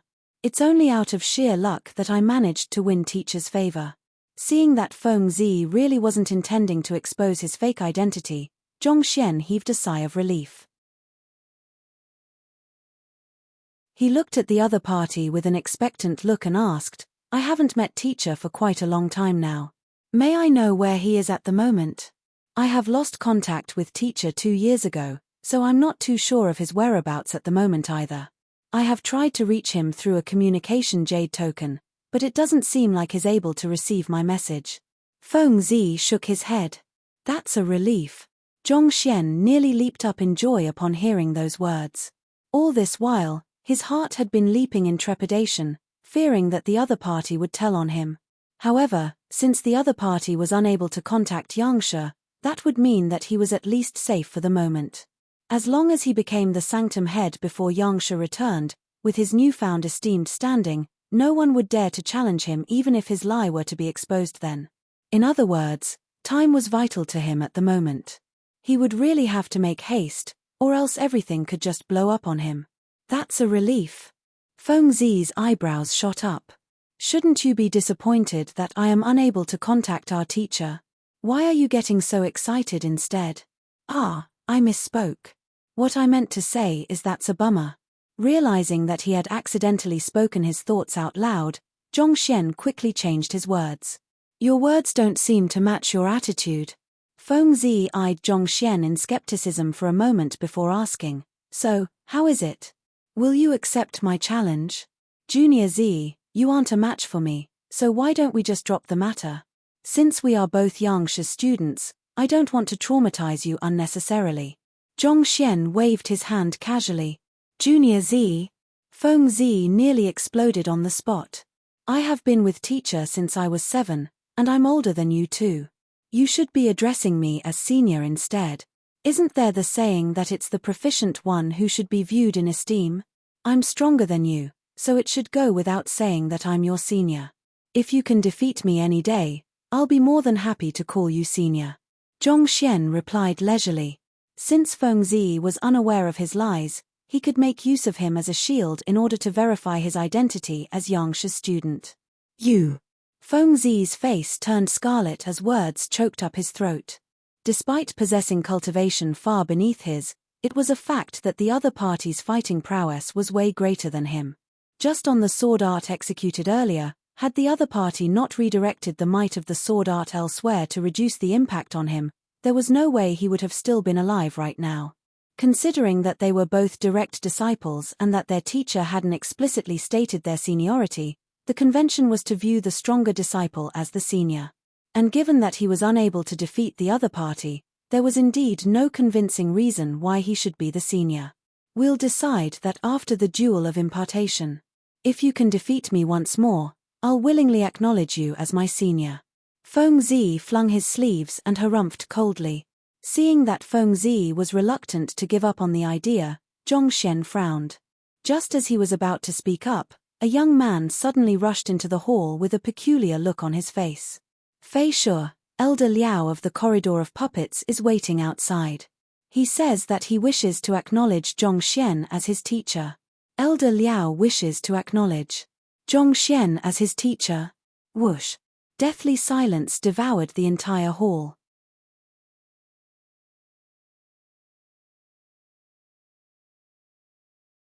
Chapter 1386 Boreal Fire Poison. Even though Elder Liao was just a bottom-level managerial elder, his cultivation had already reached Saint 7 Dan Phantasmal Space Realm. For such an expert to run over and acknowledge a leaving Aperture Realm cultivator as his teacher. Was there not something really wrong? The group of elite division students shot horrified glances at one another. Feng Zi felt a stinging sensation on his face, and he felt so stifled that he could have spurted blood. It was just a moment ago that he had insisted on challenging the other party to a duel of impartation when an elder possessing far higher cultivation than him came over to acknowledge the other party as his teacher. It was as if he had lost the battle even before it was even fought. That face slap had simply come too quickly. On the other hand, Zhong Yu felt completely crazed. For even an elder to acknowledge him as a teacher, how was that low profile? Elder Liao from the Corridor of Puppets?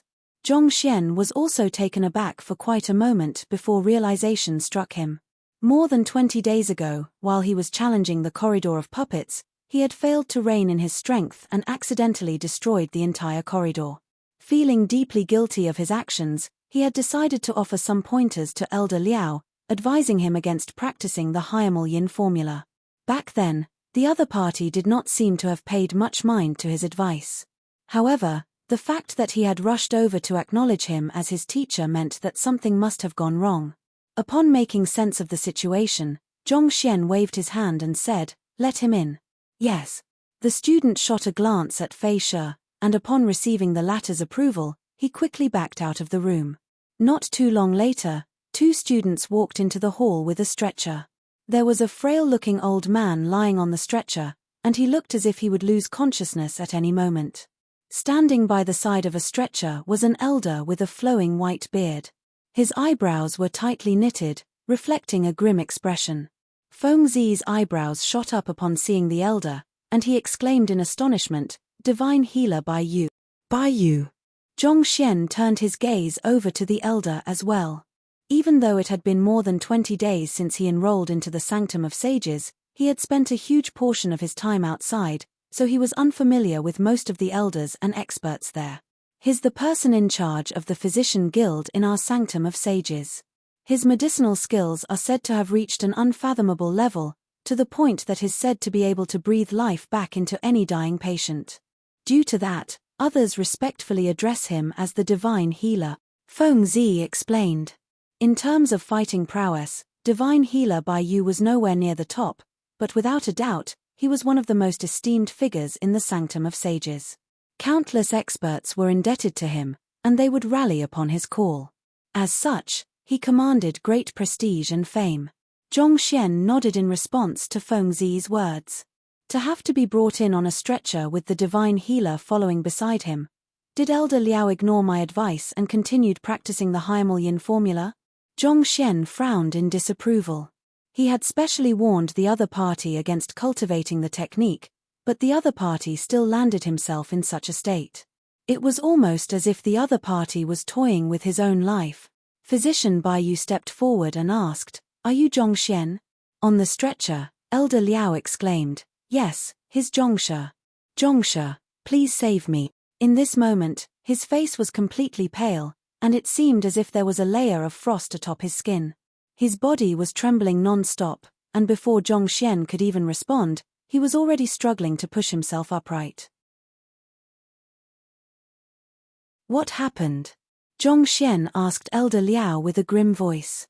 To be honest, the reason he did not deal with the problem regarding Elder Liao on the spot back then was not only because the latter had a lack of trust in him. Even if the elder continued practicing the Hymal Yin formula, it should not have caused too much of a problem in the short run. His warning should have led to the latter taking preventive measures as soon as he realized that something was amiss, so how did the latter end up in such a state still? Quiet down, or else no one will be able to save you. Divine Healer Bai Yu tapped Elder Liao back onto the stretcher before turning to look at Zhongxian. Are you the one who told him to stop practicing the Hymal Yin formula a while ago? I did, Zhongxian replied. Utter nonsense. Divine Healer Bai Yu waved his hand angrily as he glared at Zhongxian coldly. Have you tried to fully understand the complexity of his physical condition before offering such advice? Do you know how severe a consequence you have caused by running your ignorant mouth? What do you mean by that? Zhongxian asked with a deep frown, not expecting to be bellowed at by the other party. In order to compensate Elder Liao for the damage he had caused, he had used the Library of Heaven's Path to check on the other party's condition. The other party was suffering from some kind of trauma, which would only be further aggravated by the cultivation of the Hymal Yin formula.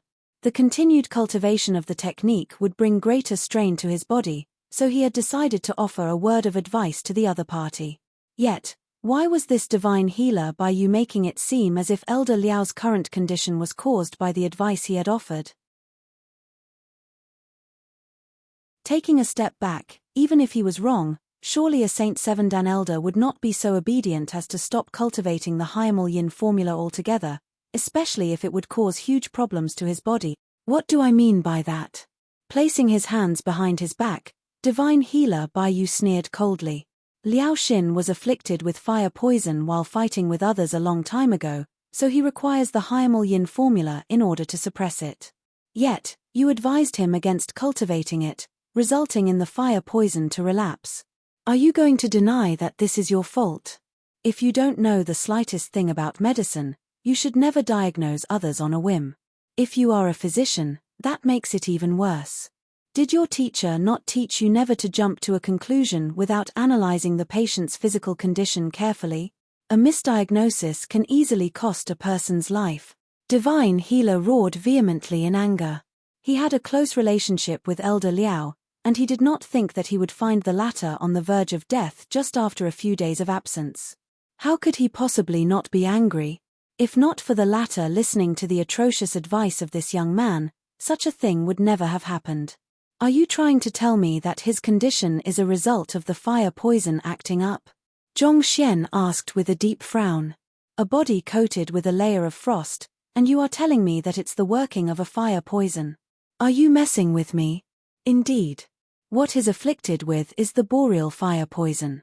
Once it acts up, the surface of his body will become as cold as ice, but his innards will burn as if the magma underground. Before long, his zhenqi will be burned dry, and his dantian could very well be crippled. That's the reason he has to practice the Hyamel Yin formula in order to keep the fire poison under control. Physician Bai Yu harumphed coldly. Boreal fire poison? While Zhong Xian did not think much of the term, Fei Shi trembled in horror upon hearing those words, and his face paled conspicuously. Physician Bai, are you referring to the boreal fire poison that is found in Hanqi Subterranean Gallery? Hanqi Subterranean Gallery? Of the many subterranean galleries that link the Master-Teacher continent to the otherworldly battlefields, there are 7 that are known to be extraordinarily dangerous, and the 7th on the list is the Hanqi Subterranean Gallery. I have heard of it, too. The most frightening aspect of the Hanqi Subterranean Gallery is this boreal fire poison. Despite being a flame, it harnesses all of the attributes of frost as well, commanding both the powers of heat and cold. Even a Saint high-tier artifact would find itself melting instantaneously into liquid in its face. Such hushed discussion could be heard from the crowd in the surroundings. Most of the students in the Sanctum of Sages were top geniuses coming from all kinds of major powers and clans, so they had some knowledge of the various subterranean galleries even though it was classified information. Indeed, it's the boreal fire poison. Back then, in order to prevent the otherworldly demons from reaching the Master-Teacher continent, he bravely dived into the midst of flames to fend them off. While he managed to survive the ordeal by sheer luck, he was unfortunately afflicted with fire poison as a result. Physician Bai Yu sighed with a shake of his head. I have tried all kinds of means in order to treat him, even blood and bone switching, but none of them worked. In the end, I could only make him practice the Hyamel Yin formula in order to suppress it temporarily. The reason I left a while ago was to seek the Nymphea Tetragona, hoping that it could resolve his problems once and for all. Yet, who would have thought that a freshman like you would actually convince him against cultivating the Hyamel Yin formula, causing the fire poison to relapse and even assault the depths of his soul? Even I am completely helpless before such a situation. This. Hearing Divine Healer Bai Yu's words, everyone subconsciously turned their gazes to Zhong Xian. Even Fei Shi had a deep frown on his face. Physicians carried a heavy responsibility on their shoulders. As the saying went, an incompetent doctor kills. As such, if a physician was uncertain about a patient's condition, it would be best for him not to treat the patient. Otherwise, he would only be harming himself and others. Physician Bai, I know that you are worried about me, but that isn't entirely the case. The reason I stopped practicing the Hyamel Yin formula is because I could feel problems cropping up in my cultivation. Zhong Shi really doesn't have any blame in this matter, Elder Liao said feebly. Even after what he has done to you, you are still speaking up for him? Divine Healer Bai Yu harumphed coldly in response to Elder Liao's words. He was able to tell that I practiced the Hyamel Yin formula with just a look, so I found his words credible, Elder Liao said weakly.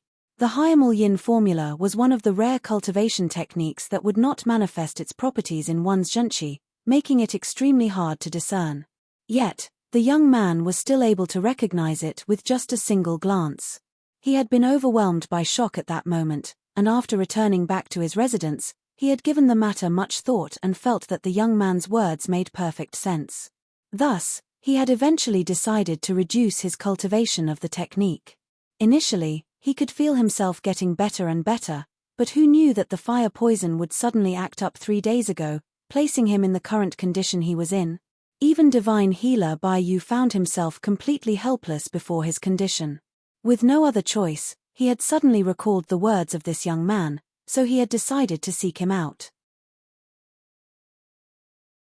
Considering how the young man was able to see through his Hymal Yin formula and wield such astounding strength despite his young age, achieving feats that even the little princess of the Luo clan failed to achieve, he thought that the other party just might have a way to resolve his current condition. And that was what led to the previous declaration that he wanted to acknowledge the young man as his teacher. As long as his affliction could be resolved, what qualms did he have with taking the young man as his teacher? Not to mention, if the young man was really able to cure the boreal fire poison, it would mean that his medicinal skills had reached a level that even the higher elders of the Sanctum of Sages would be deeply impressed by. Credible? If he's really credible, do you think that you'd be reduced to such a state? Divine Healer Bai Yu was so angry that he could have exploded on the spot. He really could not understand the mindset of this old friend of his.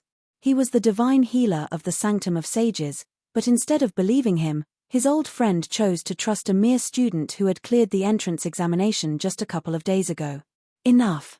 Let me take a look at his condition. Seeing how the duo was still arguing with one another at this point, Zhongxian walked toward Elder Liao. He had checked on Elder Liao's condition using the Library of Heaven's Path, and given the state he was in then, there would be no problem with him stopping the Hymal Yin formula altogether. So, why would the fire poison suddenly relapse? You want to take a look at his condition? Do you even know medicine? Divine Healer Bai Yu sneered coldly. In response to that, Zhongxian casually flicked his wrist and threw an emblem over. Catching it, Divine Healer Bai Yu lowered his head to take a look, and a slight hint of astonishment flickered across his eyes. It was a physician emblem with 7 glistening stars on it. As a 7-star physician, even if the young man's medicinal skill was far beneath his, he should not be someone who would take a patient's condition lightly and spout nonsense. Knowing that the young man was not just fooling around, Divine Healer Bai Yu's hostility alleviated slightly, and he said with a wave of his hand, "Fine, take a look then.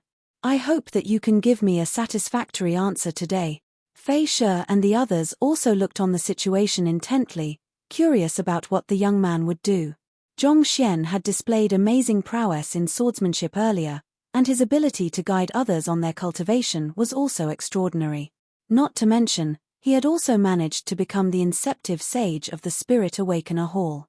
If he was proficient in the way of medicine too, that would truly be incredible. Paying no heed to the crowd, Zhongxian walked up to Elder Liao and placed his fingers lightly on the latter's pulse. A moment later, he shook his head. Seeing that there was something wrong with the young man's expression, Elder Liao asked with a deeply apprehensive tone, "What's wrong?" "This." Zhongxian was silent for quite a while before saying hesitantly, "Elder Liao, I would like to discuss something important with you." "Zhongshe, feel free to speak. As long as I can be freed from my pain, I won't turn down any request that you have," Elder Liao replied in a feeble tone, reminiscent of an old man on his deathbed. "That's good." Zhongxian heaved a sigh of relief. With an earnest look, he said, "I would like to knock you out for a moment." "Knock me out?" "That's right. If it's not convenient for me to do it, you can also faint by yourself. In any case, as long as you're out, I'll be able to discern the root of your illness and treat you." Zhongxian scratched his head awkwardly. "Elder Liao. Physician Bai Yu, you're tuning in to the Celestial War YouTube channel. Don't forget to subscribe and join us on this journey to catch the most captivating stories.